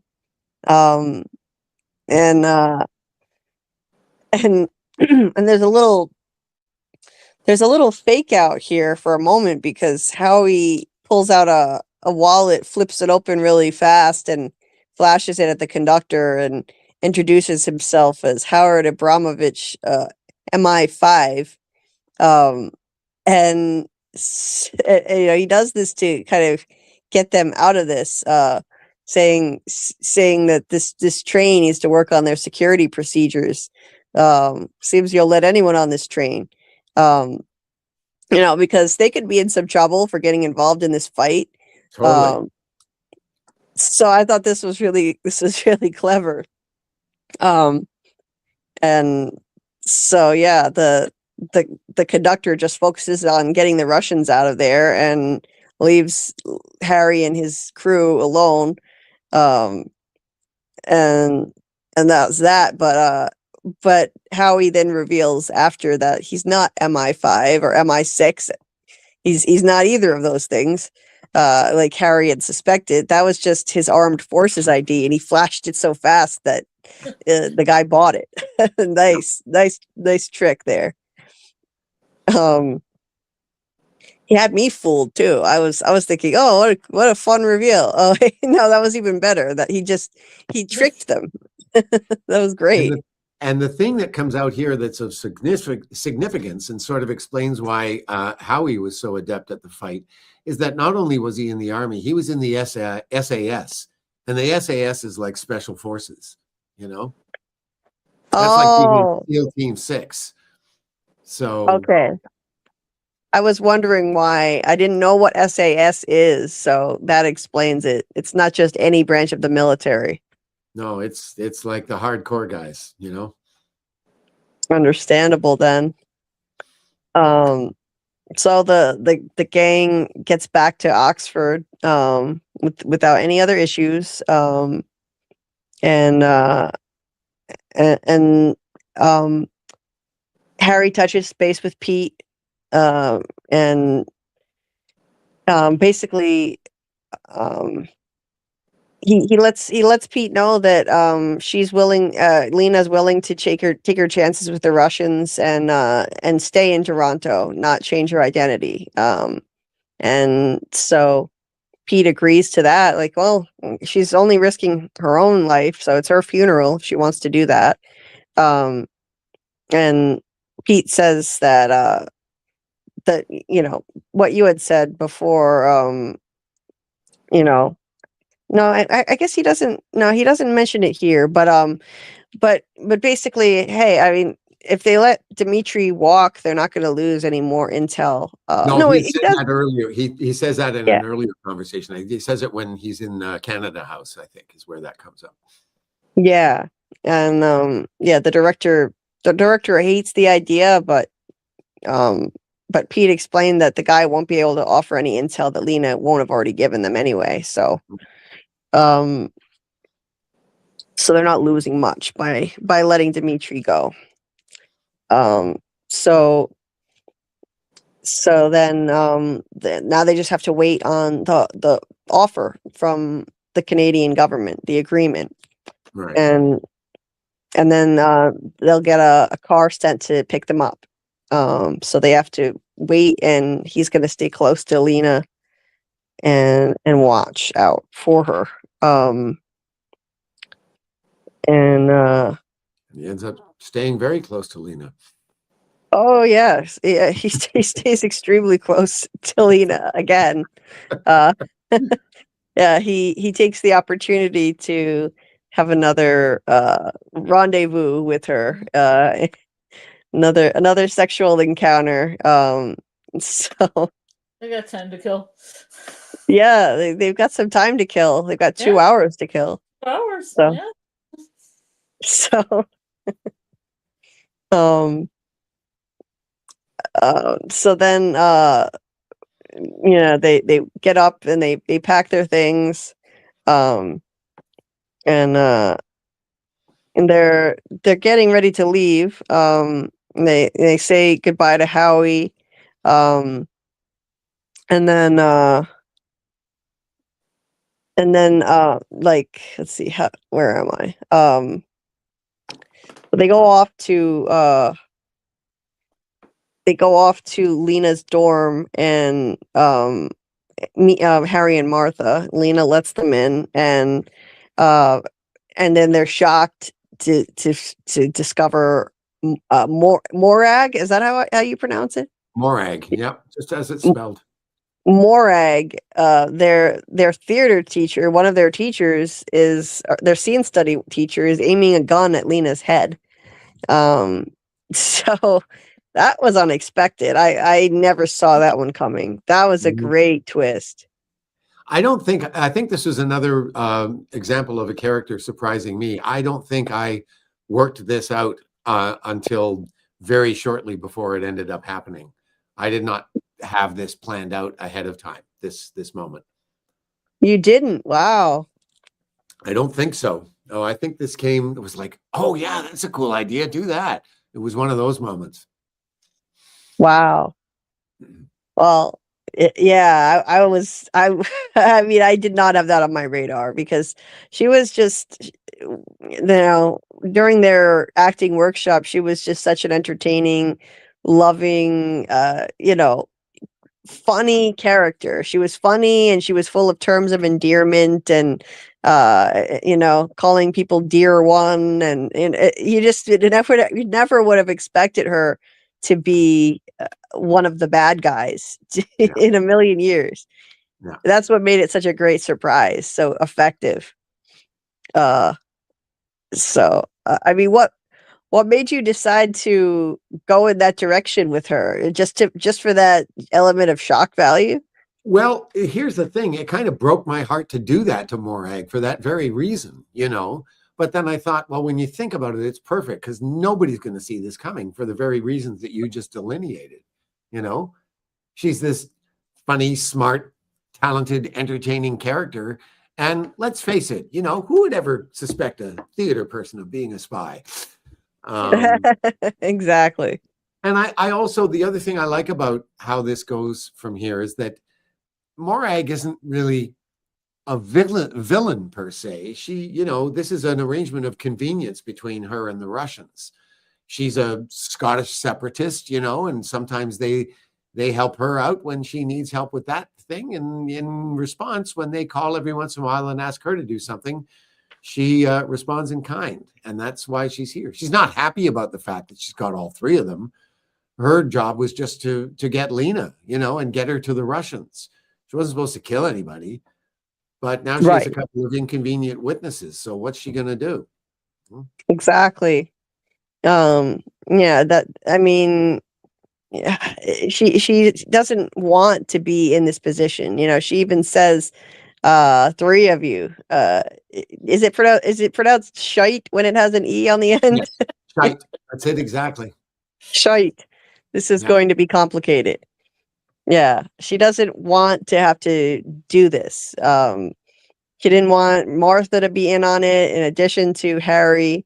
And but this is just the way it is. She's got an agreement, and she cooperates with the Russians from time to time, when it suits her purposes. But yeah, I was sorry to see her. As it was a fun surprise, but I was also kind of sorry to see her go in this dark direction, because I really enjoyed that character. Well, and here's the other thing. The woman that Morag is based on is an absolute sweetheart.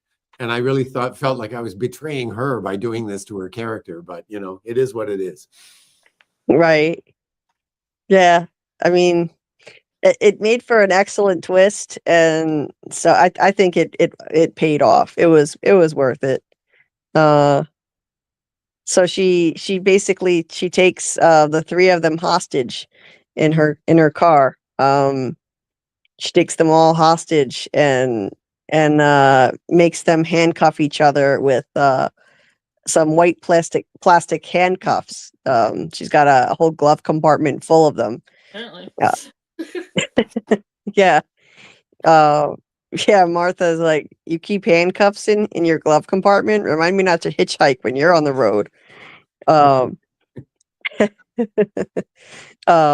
she makes them get in her escort car and handcuff each other, and then basically like put on their seatbelts, with the seatbelt over their hands, to make them even more handicapped, to fight back. And she's still throughout the whole thing staying with her persona, her endearing persona, calling people dear heart as she's doing this to them, which I found funny. Well, and you have to understand, like with Brits, that's just kind of like something you say, like it doesn't. I mean, yeah, it's kind of a term of endearment, but it's an extremely casual one. People call people dear heart all the time, or love, things like that. It's just a kind of a verbal affectation, really. Right. Yeah. So it's really not unusual, but in this situation, it just comes out sounding so strange. Terms of endearment for her hostages. So they take off, and then they go past their ride there with the diplomatic plates that was supposed to be for Harry and Lena to get out of there. And Harry's cell phone. It's one of those moments in the movie version where you're going, oh, they're right there. Damn it. Yeah. Yeah. It's like so close, but yet so far away. Exactly. Right. Yeah. And then Harry's phone goes off, and he tries to play it off like it was just his Game Boy. But she doesn't buy it. And and especially when it beeps again, and he tries to cover it by just talking over the sound for now, but and he asks her, like, why did she go work for the Russians, and she explains that she wants to see Scotland become a sovereign nation, and so does Russia. So they just help each other out. It's a quid pro quo thing. They lend support to the separatist movement from time to time, and she does them the odd favor now and then. So their interests just converge, which makes sense. But this is going to unfortunately involve murdering Harry and Martha. And she denies it at first, but Harry says, well, you're not going to have a choice, obviously. Don't bullshit us. You can't leave any witnesses behind. And she, like you said, Doug, she says that she takes no pleasure in this, and she's sorry, but if she doesn't do what they ask, and of course you wrote it with a Scottish accent, so I can hear her speaking in my head with the Scottish accent, but I can't duplicate it. I'm not good at accents. But she says that they'll reveal her arrangement with them to the public if she doesn't do what they ask. And so would Harry and Martha if she lets them go, and then that would be the end of her either way. So she doesn't have a choice. She basically confirms what he said, that she can't leave witnesses behind. So so then Harry manages to somehow get his hands out from under the seatbelt, get his cell phone out, and open it to see a couple messages from Pete worrying about him. And he's trying to operate the phone without her knowing about it. He manages to dial Pete's number, hit the call button, and then she catches him in the act. Of course, yeah. And once again, and you even wrote it in the text. So near and yet so far, because Pete had answered the phone, and she caught Harry just in time to stop him from relaying any kind of message or doing anything with that. So she takes the phone, hurls it out the window, and I like how Harry's like, "Hey, you just cost me $1,000. $1,000 for this antiquated old cell phone that they would have had at this point in time." It's just amusing to me. A phone that literally did nothing other than just send text messages, and or it didn't even send them. I think it just received text messages and made phone calls. That's right. That's exactly right. But yeah, the suggested retail price for that phone at that time was $1,000. That's crazy. Wow. So then Morag takes a call from the Russians, and lets them know that she's on the way to meet them. And so Martha and Harry look at each other, and they know, like, they've got to do something fast if they're going to get out of this. And Harry has a really smart brainstorm, because as they're going over potholes, he notices, like, Martha and Lena were thrown against the shoulder straps of their seatbelts, and Morag had to brace herself against the steering wheel, meaning she wasn't wearing her seatbelt. So let that be a lesson, kids. Yeah. Always wear your seatbelt. Yep. Always wear your seatbelt. And Harry could see that her pistol was lying in her lap, where she could reach it if needed too. So he came up with a plan, and he got Martha's attention so she'd look at him, and he said to Morag, she's doing a great job of navigating this shitty road, and you're way better than those London taxi cab drivers. Those guys have only two moves: stand on the gas pedal and stand on the brake. And then he nodded toward Morag and lifted his leg and mimed stepping on the gas as Martha's looking at him. So she figured out what he was suggesting that she do, and lifts her right leg, stomps her foot on Morag's. The gas pedal goes down to the floor. The car lurches forward, and so she quickly loses control of the car, and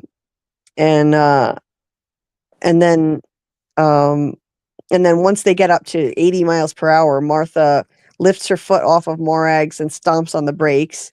And then, Morag sails out the windshield because she wasn't wearing her seatbelt. Whereas the rest of them were saved by their seatbelts as the car crashed into a ditch. So, yeah, lesson there is always wear your seatbelt for sure. Indeed. Yeah, that was quite the action scene. Brilliant idea that he had there. And I can't buy elegant. it, honestly, because I have to tell you, that was exactly my experience with London cab drivers. And in those cabs back then, there weren't any seat belts. And those guys, man, it was either the foot was all the way down to the floor on the gas or all the way down to the floor on the brake, and there was no happy medium. It used to drive me because, like, how are people not ending up in the hospital riding around in these cabs? It was just mind-boggling to me. Anyway, Yeah, that sounds terrifying. And no seatbelts at all. That's frightening. Not that I remember. Not when I first moved there. That was 1979, so that's a long time ago. But yeah, Right. Well, it was a great plan. I mean, it was elegant in its simplicity. It got the job done. I mean, obviously there was some risk involved that they could get into a really serious accident. Even with their seatbelts on, they could have been hurt. But luckily, all three of them came out of it unscathed. I mean, what did they have to lose? I mean, it was either this or certain death. exactly. So, yeah, another great plan. Well, that was only phase 2 of this whole ordeal. There's still one more to go before it gets resolved. And when they get out of the car, I just took note of how drastically different the personalities of Lena and Martha are, because they look at the hood of the car, and they see what's left of Morag, and Martha, they check themselves over. They say, they're all okay. And Martha says, yep, well, everybody but Morag, that is. And they look at the windshield, and Lena screams. She lets out a horrified scream because Morag's head looked as like someone had dropped an anvil on it. Blood and brains were spattered on the windshield and hood of the car. And then all Martha could say is just, geez, what a mess. Wow. Nothing phases her. Wow. So cavalier about it. And Lena is screaming. I mean, that would be me. My reaction would be horrified screaming. My reaction would be making a joke. Yeah. She's from Chicago. What can I say? Yeah. So let's see. So yeah, they free themselves from all their various handcuffs that they had on. And amazingly, I mean, I don't know how they did all that with their hands bound like they were. Like they managed to do that with, with their hands bound. Like he reaches in his pocket and gets out his Swiss Army knife, and cuts off their handcuffs, their plastic handcuffs, and then she cuts him loose. And I was impressed by how easily they pulled that off. And then There's actually a very easy way to get out of plastic handcuffs. You don't need scissors or anything. You just bring your hands up like this, and then very quickly bring them down and pull them apart, and the Yeah. plastic just snaps. wow. You can do the same thing if they gaffer tape your hands, duct tape your hands, do the same Yeah. thing, and it generally works. Wow. Well, I mean, if Just that's in the case you ever case, well, get abducted, they you know? shouldn't. The authorities shouldn't be using them as often as they do. Then it shouldn't be that easy to get out of them. Yeah, there's lots of videos on YouTube on how to get out of stuff like that. So Wow. Jordan, brains is arts. My reaction would be a joke too.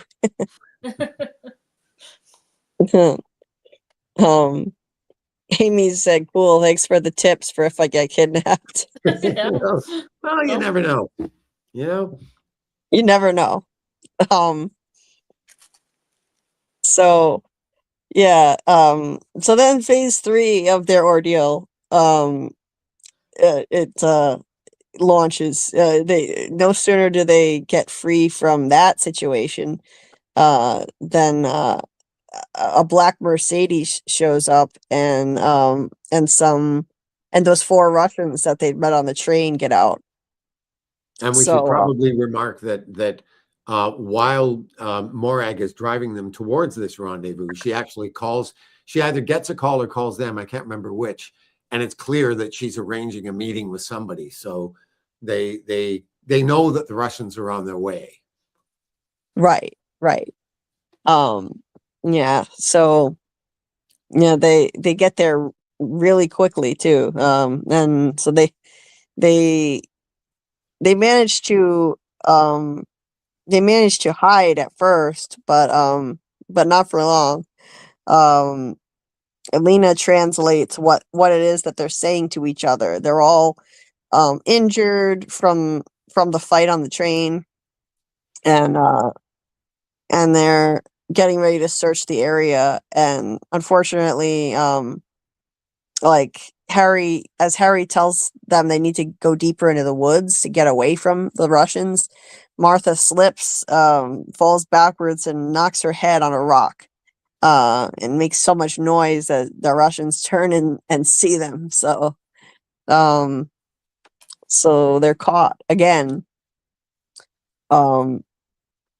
And so they show up, and they're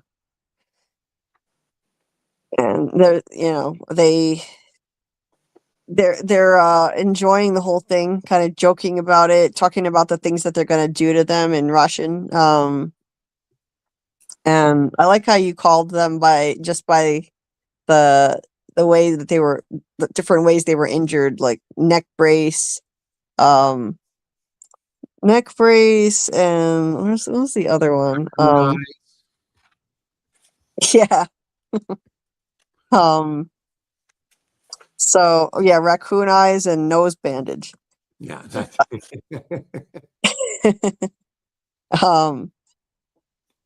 So so then, but then lucky for them, some Welshmen show up. They just happen to drive up, and they see the car wreckage. Lena screams for help, and as the Russians try to haul her away, the Welshmen, run to the rescue, and so because of them, they wind up getting the upper hand on these Russians yet again. And then like this big crazy fight ensues. I love how it just turns into complete pandemonium. So yeah, what ensued was a kind of crazed heavyweight tag team wrestling match. The 8 men rolling around in the dirt, pounding away at one another with abandon. So the 4 Welshmen and the 4 Russians. And then Harry just kind of stands on the sidelines looking for an opening and a way to jump in and help out.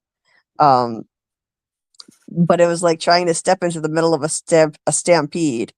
I finally moved in to grab Raccoon Eyes as he was attempting to choke the life out of one of the Welshmen when an errant elbow caught me in the side of the head and sent me flying back toward the escort.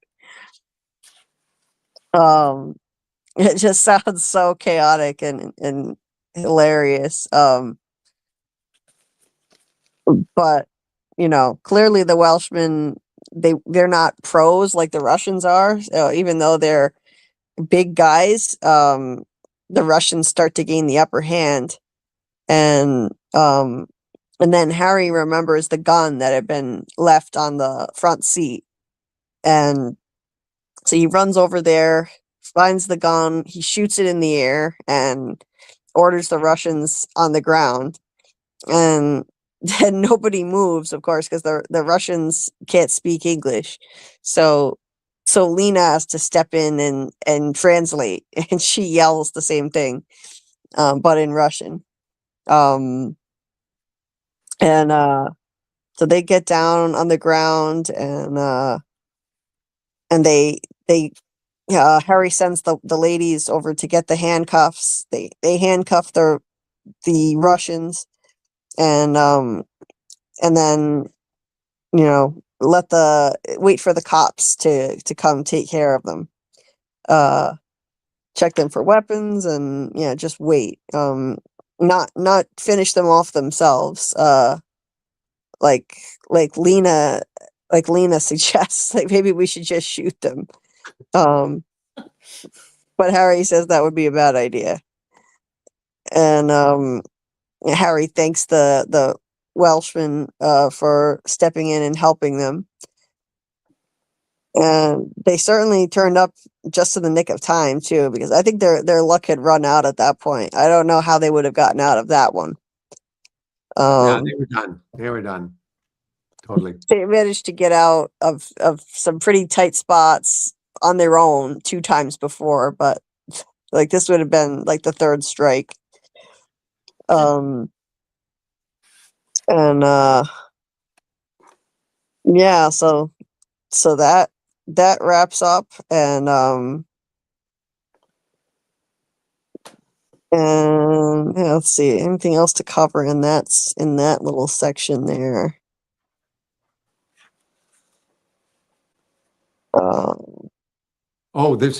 I should tell you that the 4 Welshmen in the Volkswagen minibus is actually, again, based on a real event. When I was living in England, I took a week's vacation off my job at Harrods, and I was tooling around the Marlborough area, which is where Stonehenge is. Went to see Stonehenge, and then this gal that I went to theater school with, who was also living in London at the time, we hitchhiked from there to Wales, because another woman that we went to school with was working as an assistant stage manager for the Welsh National Opera Company. And I had always wanted to visit Wales anyway. So the plan was we were going to go to Cardiff and surprise her. So we got as far as we hitchhiked a ride. We got to Merthyr Tydfil, the very town that one of them mentions here.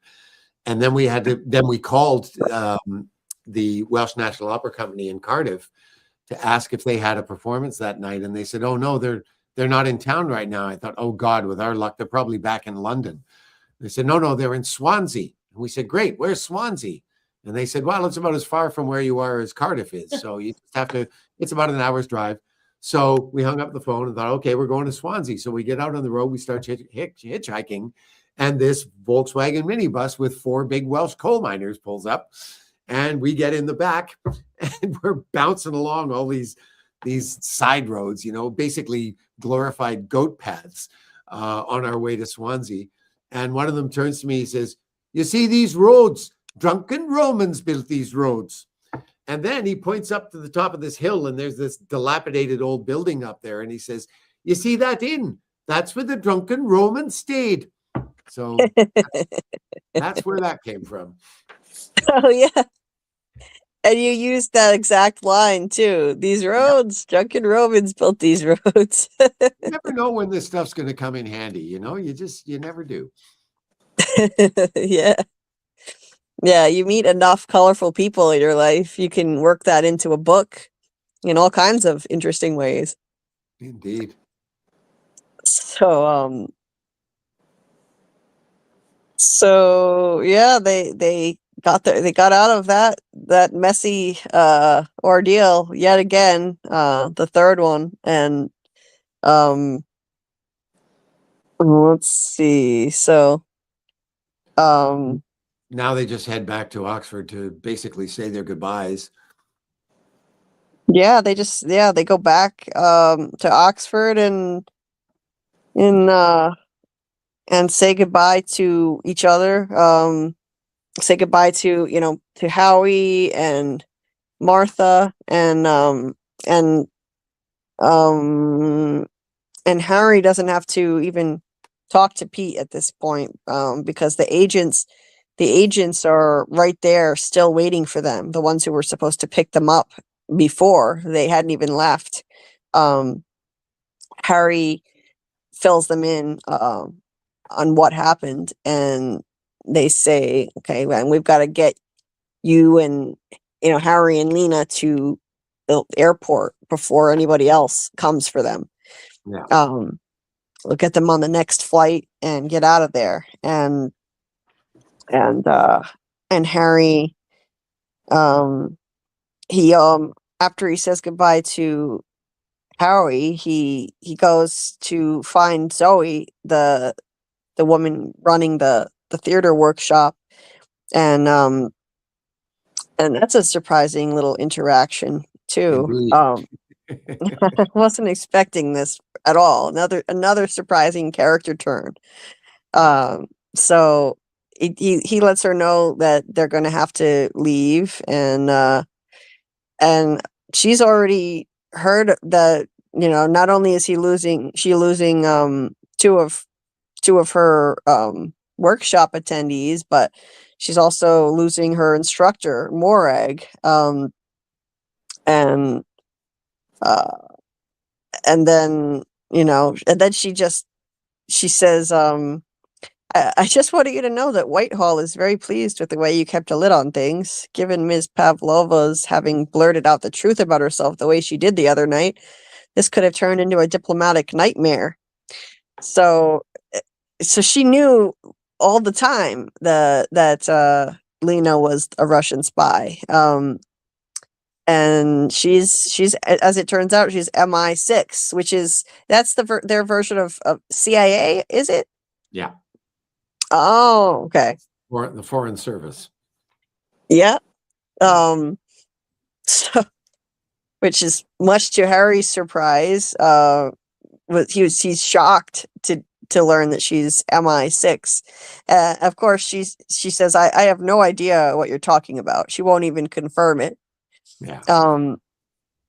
But that was a really fun reveal. I didn't think that was coming at all. I mean, she really gave him the impression that he wasn't welcome there, and she's just a theater instructor, and he's ruining, or he could potentially ruin it, that he's going to be kind of getting in the way by being there. And all the time she knew what was going on. She did, but I still think that all of that stuff she says in that scene with Harry is true. She's not happy about this at all. I mean, she really does run this theater company and stuff, but she's kind of like Morag. Every once in a while, the phone rings and MI6 has a job for her, Right.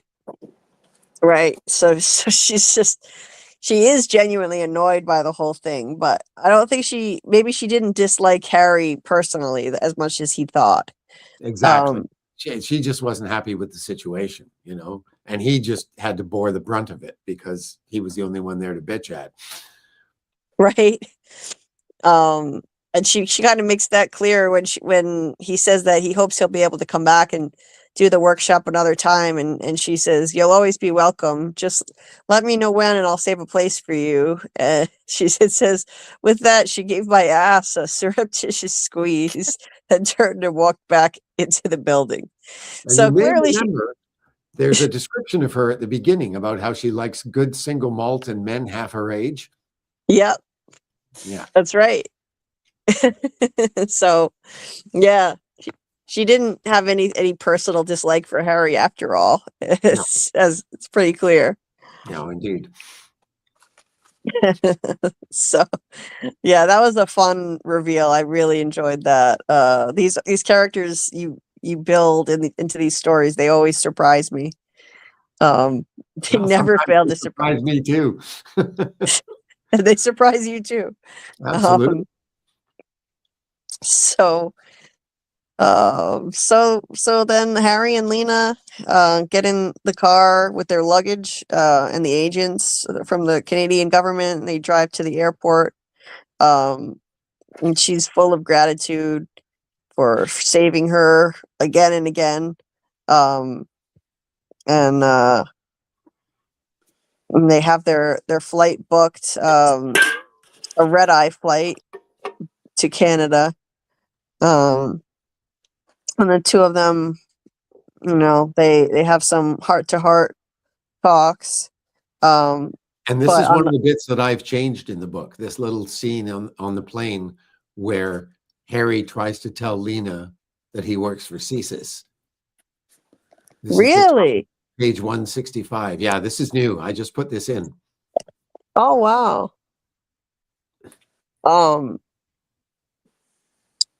Oh, so yeah. So what you changed was that Harry doesn't start to tell her that he's working for CSIS.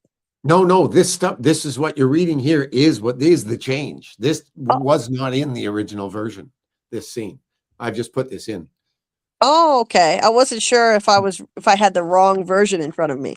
Okay. No, you've got the right version, but this is the new improved version because I decided for purposes that connect with the story in the present day, which is the latter part of the book, that it adds a little extra weight if she already knows that he's CSIS before he goes there.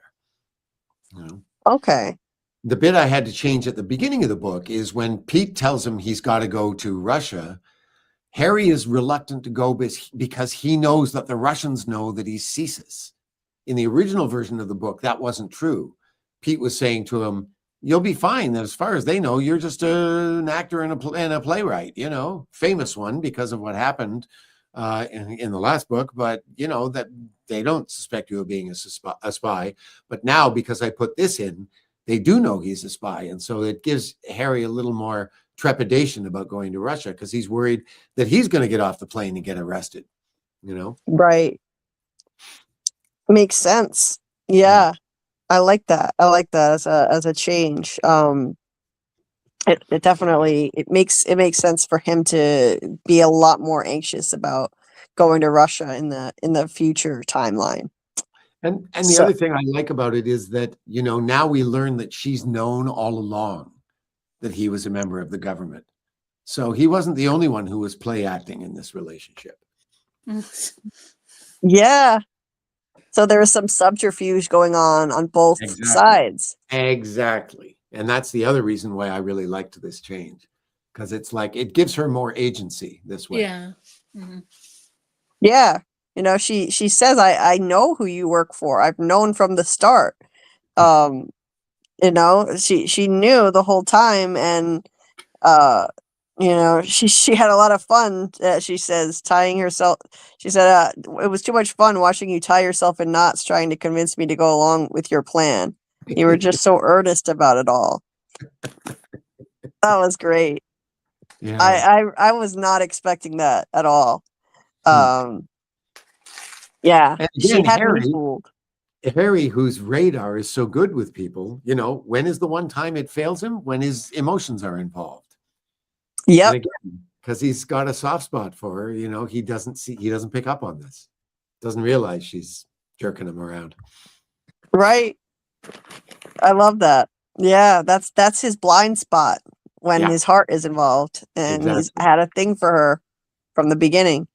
Yeah. So now they can just be them, as they say. We get to just be us. We can both relax. No more pretense. But they don't get much time in which to do that.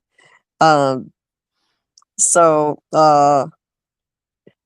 they get when they arrive at the airport, Pete is waiting. He introduces his boss, his boss and his boss's assistant, Fournier and Carr, Fournier and Carr.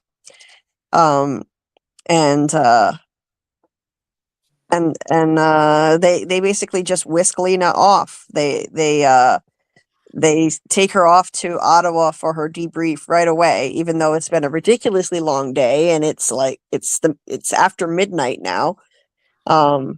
It's like 2 a.m. by the time Harry gets home, or gets to lay down. And this poor woman is just whisked off in the night. And she pleads for them to let Harry come with her, and of course that's not possible. So Pete says that he'll let Harry visit her as soon as they can. And they take her away. And then so then basically for once, and Pete was totally in the dark about what had been going on, because he hadn't been able to be in contact with Harry. So Harry fills him in on everything that happened, and of course losing the cell phone, but Pete is very happy with how he handled everything ultimately. And but he always holds back a little bit on his praise. He says, all in all, things worked out about as well as we could have hoped. You did good. and Harry's like, I did good. I nearly get myself killed for you, and the best you can do is tell me I did good. Pete's like, well, we wouldn't want you getting a swelled head or anything. Yeah, it's just like this tough love thing that that Pete does with Harry always. Totally. So he sends him off. Harry finally gets to go to bed, and when he wakes up in the morning, he gets a call from Pete that all of that painstaking effort, it was for nothing as far as Lena's concerned, because those 2 idiots who are above Pete on the totem pole, they screwed the whole thing up. Lena's gone because the penny pinching bastard Fournier decided to drive to Toronto and back to Ottawa so he could claim the overtime and mileage. Wow. And take the back roads instead of the highway because it would take longer. And then their car, they came across a car stalled with its hood up, stopped to investigate, which is just like an easy trick to fall for. Then they say they were jumped by a whole bunch of Russians, and those guys took Lena and that whisked her away back to the Russian, I think, what is it, the Russian consulate, the embassy in Ottawa. And so she may still be in Canada, but for all intents and purposes, she's gone. She's on Russian soil now at the embassy, and there's nothing they can do about it. They at this point in the story, Pete and Pete thinks that, and Harry think that they're going to kill her. The Russians are going to kill her, and there's nothing they can do about it.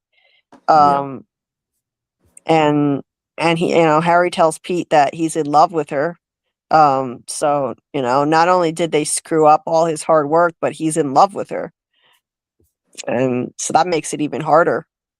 I like how Pete, admonishes him once again, what are you doing? You're doing this again. Didn't you learn the last time? How many times do I have to tell you? You don't shit where you eat. You can't fall in love with people in this business. It only brings pain. But he's a human being. What can Harry do? He's a human being, and he didn't plan to fall in love with her. Once again, he fell in love with a woman during one of his assignments, and it just happened. So the end of that. That's the end of that section. Yeah, that was a real shame. I was so disappointed and frustrated to learn that after everything that they went through, that those two idiots had to just screw it up in the end. These two bureaucrats ruined all their hard work. And they're higher up on the totem pole, and yet they couldn't make better decisions than Harry, who is this, much lower level agent, and his two random friends that he just met. And they're theater friends. They have no training in any of this, and yet the three of them pulled this off with, saving Lena. And it's just so frustrating that these upper level CSIS guys screwed it all up. But And that story of them doing that is based on a true story. Is it really? It wasn't a Russian spy. It was some guy from some Islamic country who was going to blow the whistle on something and to the Canadian government, and his life was in danger. And they were supposed to fly him from Toronto to Ottawa. And these two idiots decided to drive him for the very reason that Pete says in this story. Now, in this case, they didn't get ambushed. They actually got the guy there, but it was still a ridiculous risk to take. And I think these guys got seriously reprimanded as a result. Wow. That's crazy. So true story. Unbelievable. Well, I wish I had seen this sooner. I don't know if Jordan, if you can still hear this, but I'll read your comment anyway. Had a wonderful night with you all. Got to put the kiddo to bed. Thanks to you, Julie and Doug and Scarlet. Well, good night to you too, Jordan, and thanks so much for being here. And hey to Mackie Vals, nice to see you. I was waiting patiently. We're waiting for your opportunity for the Mackie Bell. We miss you too, Mackie. Nice to see you. Nice to see you. Return of the Mac, Jordan. So Julie, I'm just looking at the book and trying to figure out where the next break would be. And I think probably the best place to do it would be on page 229. About a third of the way down the page, there's a bunch of asterisks. Okay. That looks like the best place to aim for next time we do this. Because that's like 58 pages, basically, which isn't too bad. Okay, so then the next live will cover pages 172. Did you say 229? 229, yeah, the top of 229. Okay. Awesome. And I'm glad you were here to hear that. We love you too, Jordan. Thanks for being here, and good night. And it's so great to see you too, Mackie. Really nice to see you. I hope you're doing well. It's been a while. Yeah, we can do another one next week. If you're free, Doug, I'm available. I can't do Wednesday next week because wait a second. What's Wednesday? The 21st, 28th. Yeah, I'm shooting that day, so I can't do Wednesday. I could do Thursday. Yeah, Thursday's fine. I can do Thursday. Yeah, I'm free on Thursday, so. Yeah, so that works fine. I can do that. So we can do Thursday and plan for hopefully, if everything works out, we'll try this time for 10 p.m. Eastern instead of 10:30. And that would be awesome. So Cool. And you're welcome, Mackie, for the love. Here, extra bell for you, Mac. Yeah. For you. Well, You want some don't know Coke? what you're going through, but we love you here, and we're glad to see you, and hope you hang in there, whatever it is that you're dealing with. I know I can always use some love when I'm struggling with whatever. And sometimes a live chat is the best place to go just to get an escape from whatever you're going through. And thanks, Bill. Julie's streams are still my ASMR, aka bedtime stories. Well, thanks, Bill. I appreciate that. Oh yeah, Amy, Return of the Mac is a banger song.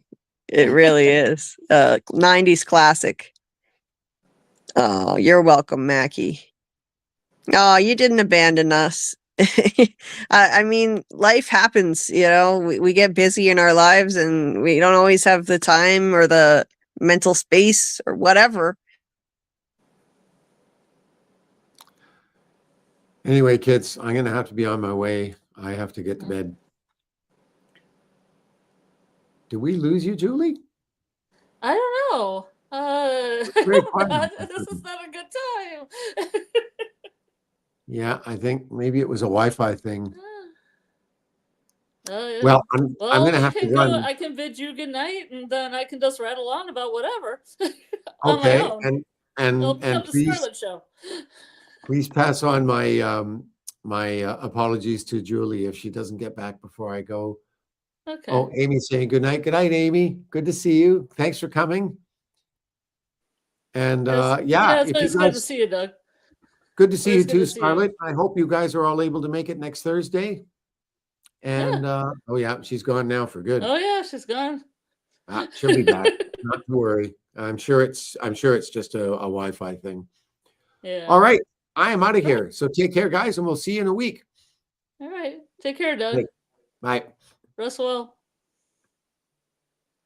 Now it's me. Now it's the Scarlet Show. Now it's me. Now it's not Asmer. It's gonna be loud. It's gonna be very, very loud. I'm gonna get my goats. I'm gonna get my goats. I'm gonna get my goats. Just wait. I'm gonna go get the goats.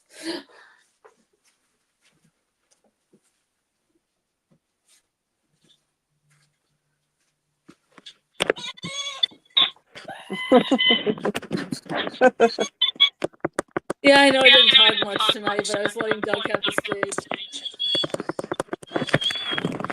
What is Can you happening hear at me? your end? Can you hear me okay? Yeah, it sounds like you're digging through a trash can. What's going on? How are you doing? It sounds like I'm digging through a trash can. Yeah, it sounds really loud and echoey.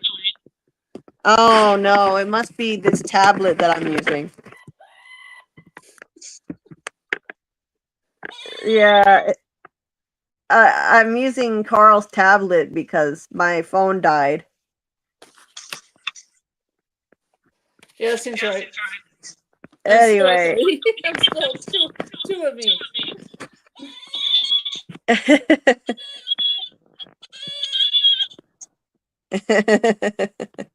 Oh.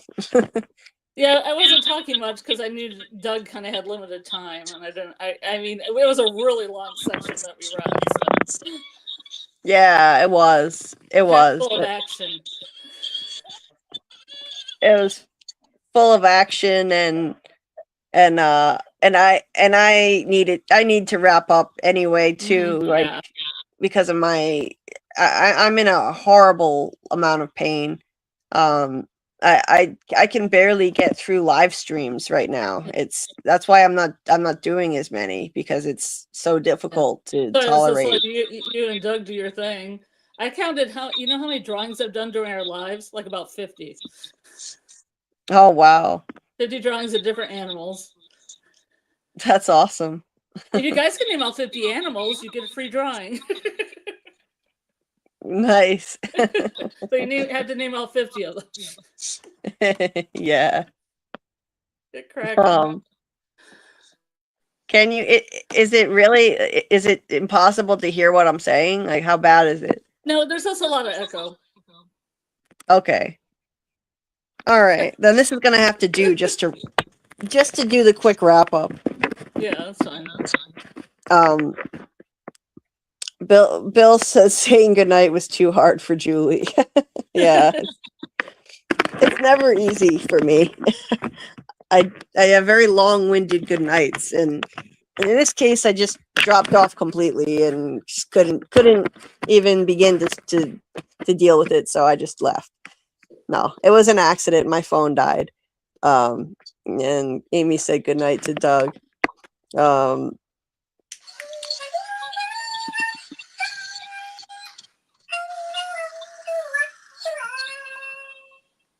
What the hell? What is that? A battle hamster. I got 2 more of them because these aren't regulation. Oh. So next time, next Steampunk Con. God, they're cold. It's so cold in this basement. This is like -3 outside, everyone. Ice Princess.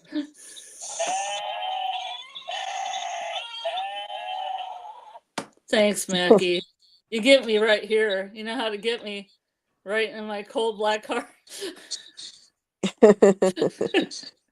Mackie said, Scarlet, I miss your voice. Bill, deep scrolls with Scarlet. Oh, and that was nice of you, Mackie. Thanks for supporting Amy's channel. Can you hear me now? Yeah. Good.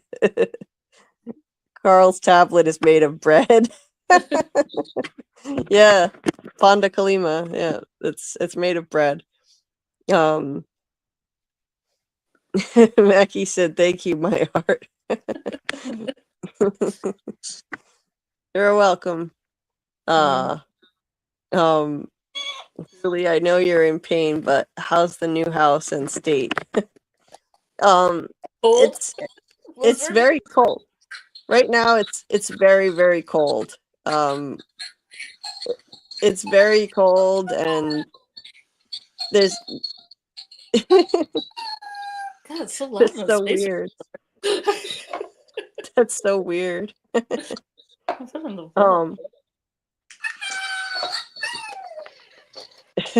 It's cute. It makes 4 noises.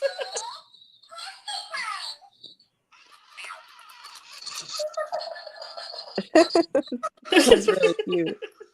Yeah, you put it in a ball and it rolls around on the floor, on the carpet. Oh, okay. I haven't exposed the cat to it. I don't know what she would do. Oh yeah, It's who not knows? as big as her. She's real small. Yeah. Yeah, Mackie, it's very cold here and windy. Iowa is a lot windier and colder than I realized. So I wasn't expecting that. Otherwise, I do love it here. It's just been really hard to adjust to the winter, and I've been in some really bad pain flares for months. It just won't let up, and just when I think I'm getting better, I start to improve, and then something else happens that flares my pain up even worse. So it's been a rough time. I do love the area when it's not like Antarctica. It was great in the fall, and it makes you question global warming, really. Unless it it's does. unless it's supposed to be the land of fire and ice, right? Like it's like 95 in the summer and -20 in the winter. Yeah, it's bizarre. The wind chill is going to be -38 in a few days. Oh And yeah. Uh-huh. I think it's corn. They said the corn states always seem to be like really humid and do this weather, this type of weather, which would be Michigan. Right. It would be Iowa. Yeah, Iowa is definitely known for its corn. Yeah. But I mean, it's a lovely small town I live in now, and there's a beautiful collection of lakes just a short distance north of us. So in the summer, that's really nice, and even in the fall, it was nice. So I'm just hanging on for spring and hoping that I start feeling better, and that maybe it's the weather, maybe it's the cold that's making my pain a lot worse. I hope that's what it is, and it's not just my pain condition getting worse on its own. that's a scarier I thing. hope so. I hope it is the weather. For you to say. Yeah, because then that can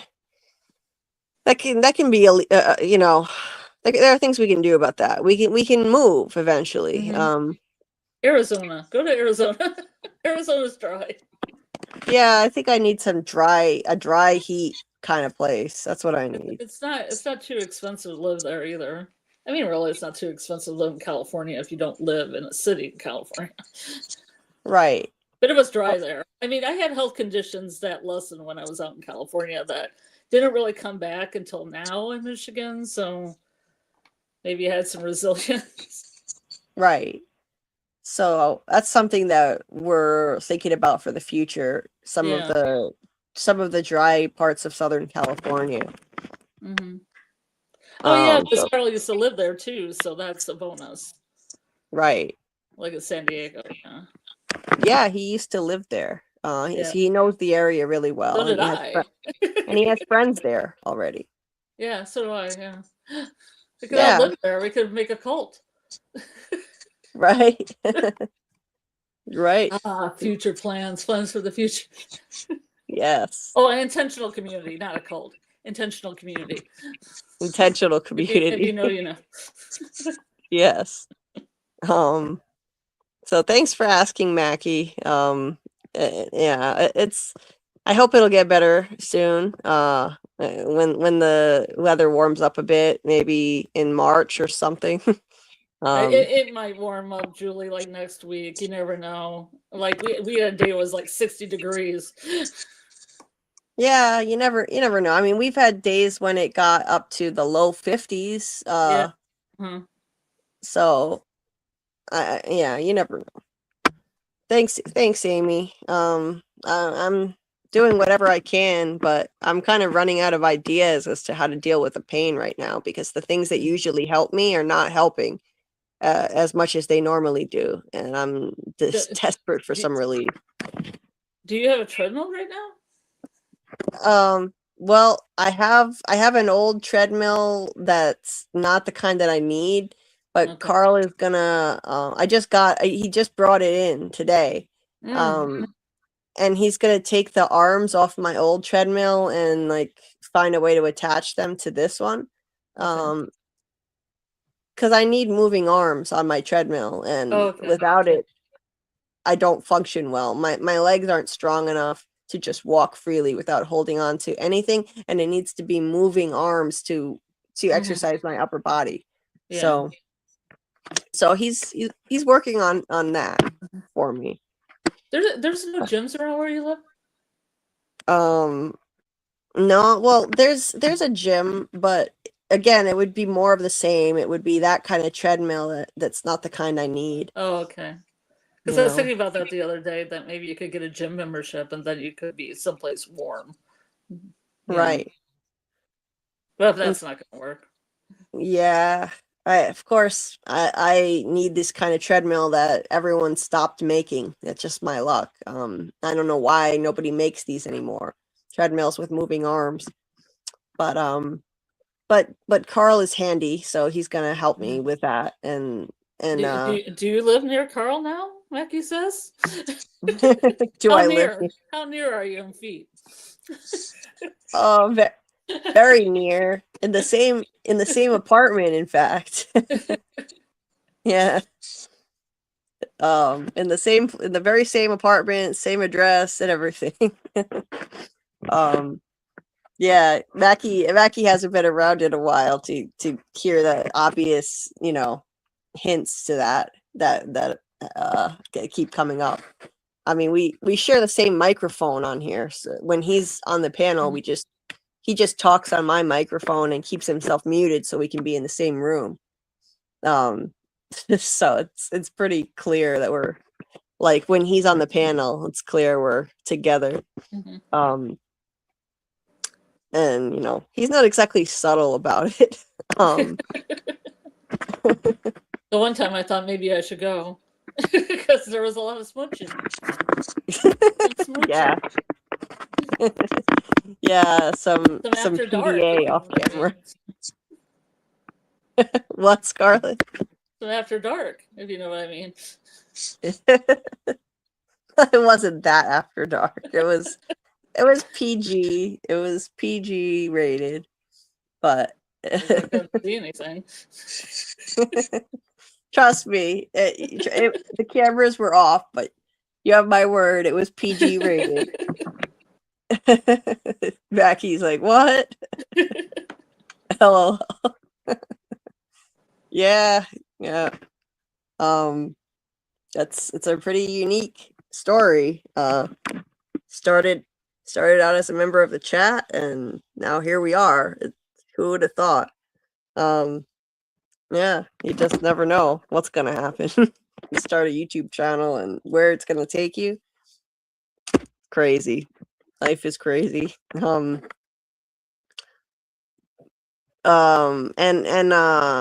I've been until we got this treadmill in here, I've been walking in stores as much as I can and walking back and forth around the house, which is not fun. Just getting exercise that way, but I think having the treadmill is going to help a lot. I had a walking pad for a while, but that didn't work out. It wound up being so narrow that I couldn't figure out why my pain was getting worse, and it was aggravating my legs because it was too narrow. So that had to go. But you know, we'll figure it out in time, I hope. Mackie's still in shock. I cannot believe this. LOL. Congrats for sure. Well, thank you. Thank you. I guess I was due to have something good happen in my life. It's about time. My three-dimensional life outside of YouTube. Obviously, YouTube, this channel has been amazing, but you can't live your entire life through a screen, So, and that's what I was doing. I was living my entire life through screens. Oh, shit. Now the tablet is down to 1%, and so it's going to die. So I better say goodnight before it kicks me off of here, too. I gotta get this plugged in. Maybe I can. So I think it's gonna die even before I can get the outro music playing. Let me see. See if I can plug this in and stop it from dying.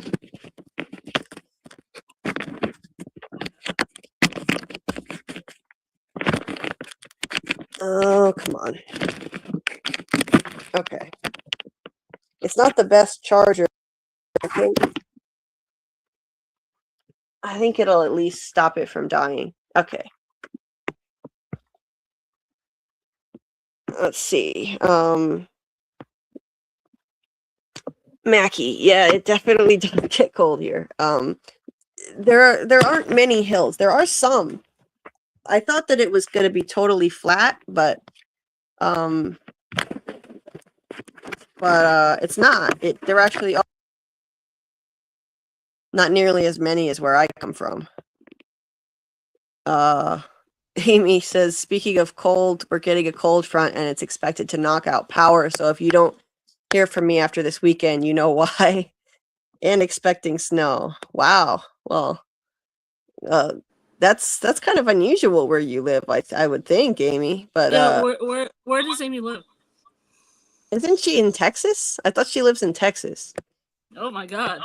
It's unusual. Yeah. Amy's birthday is in 2 days. Well, good luck with that snowstorm, and I hope you don't lose power and enjoy your birthday. That would be not a fun way to spend it without power. Carl just had a birthday on January 18th, actually. Yeah. Yep. So it was Carl's birthday on the 18th, and then my mom's birthday on the 19th. Oh wow. Yeah, weird coincidence. Did you guys do something all together? No, we my mom doesn't like celebrating her birthday anymore, so we just did our separate things. But I saw my mom on, for her birthday. Mm-hmm. But she just didn't want to do anything for it. Yeah, I think you should always celebrate your birthday, though. Not get hung up on what age you are. Mm-hmm. But yeah, Carl had a nice birthday, and yeah, it's weird they happen to have birthdays a day apart. You know, two people closest to me now. Yeah, but I share a birthday with Doug. And you share a birthday with Doug. Yeah, my birthday Yeah. twin. Yep. Good night, Amy. And Mackie says, I'll see you in the next stream. I'll try to hop in the Discord. I got a new phone. Oh yeah, hope to see you in the next stream and Don't be a in the stranger, Discord. Mackie. Yeah, don't make us keep summoning you in vain over and over again. It wasn't in vain. He eventually showed up. Eventually he came back. But I hope all is well with you, Mackie, and everybody else out there. I'm gonna head out and try to manage my pain level, and it's been really nice talking to you guys again. I miss this. It's really hard right now. My pain is taking the joy out of streaming right now, but I hope this isn't going to be forever, and I'll be able to get more relief soon, eventually. And in the meantime, I'm not going to just stop streaming. I'll just have to keep the stream shorter, like I'm doing right now. That's all.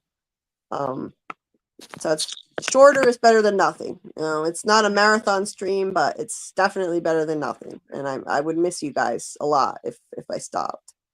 So so we will figure out a night to launch the From Rewatch again, and we will announce that very soon on when that's going to be.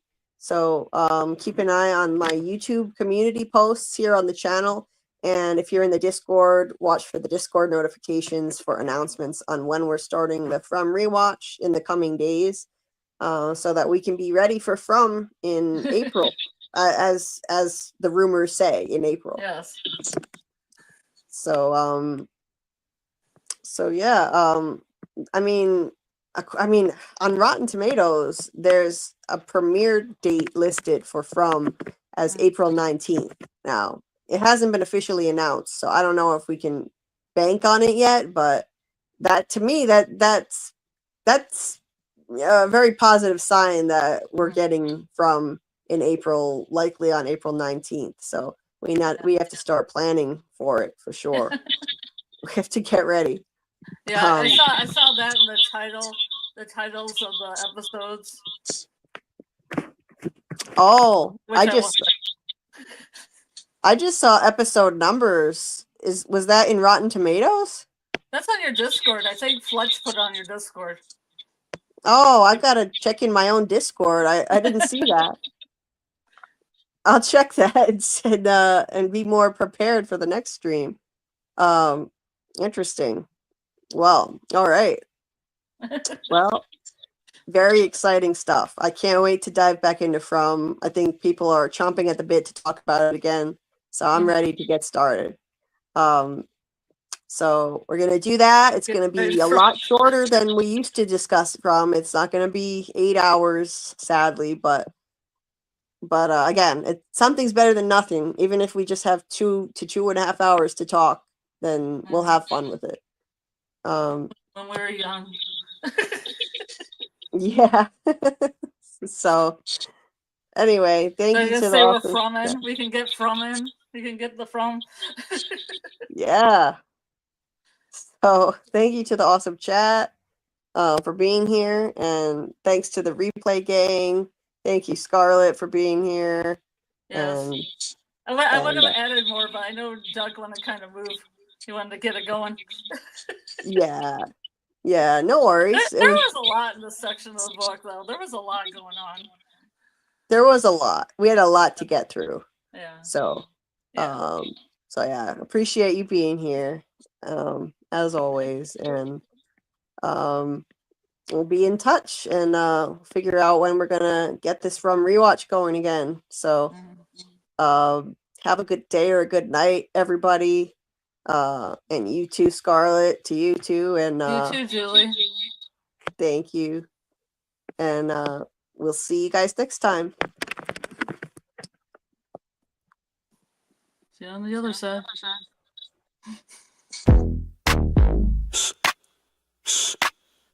Yeah. That's a theory creaking open, baby.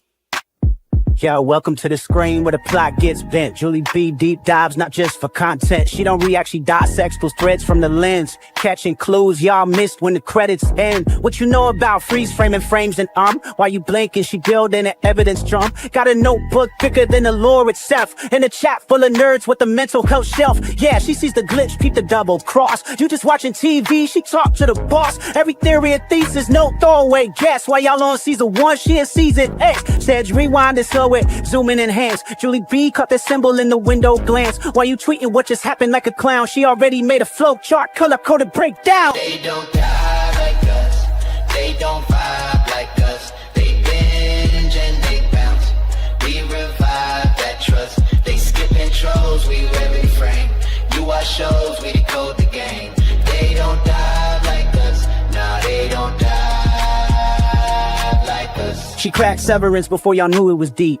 Predicted the Last of Us deaths in her sleep. When the camera pans, she ain't blinking once. Catch a ghost in the glass, call it theory punch. Watch parties lit like apocalypse nights. Call-ins while they bringing alien rights. Hey Julie, I think the trees are spies. Well, I have a spreadsheet that confirms that, guys. Zoom in, boom in, she moving through clues. Spinning Discord in the courtrooms, Lord of views. Got miles of receipts. Time stands with heat. Every rewatch turns into a Reddit elite. You stuck on the surface, we beneath with maps. Cross-referencing lore with the rector's caps. If your fave show got secrets, don't be dumb. Julie got the chalkboard out in Frums where it's from. They don't dive like us.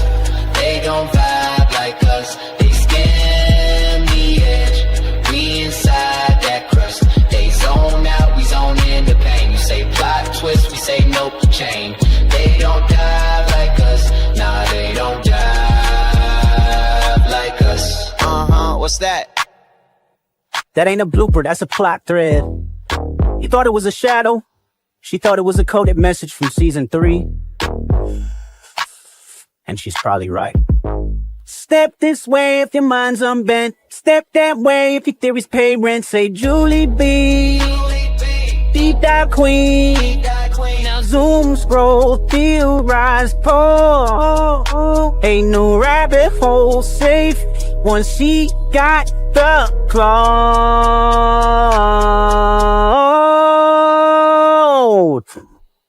They don't die.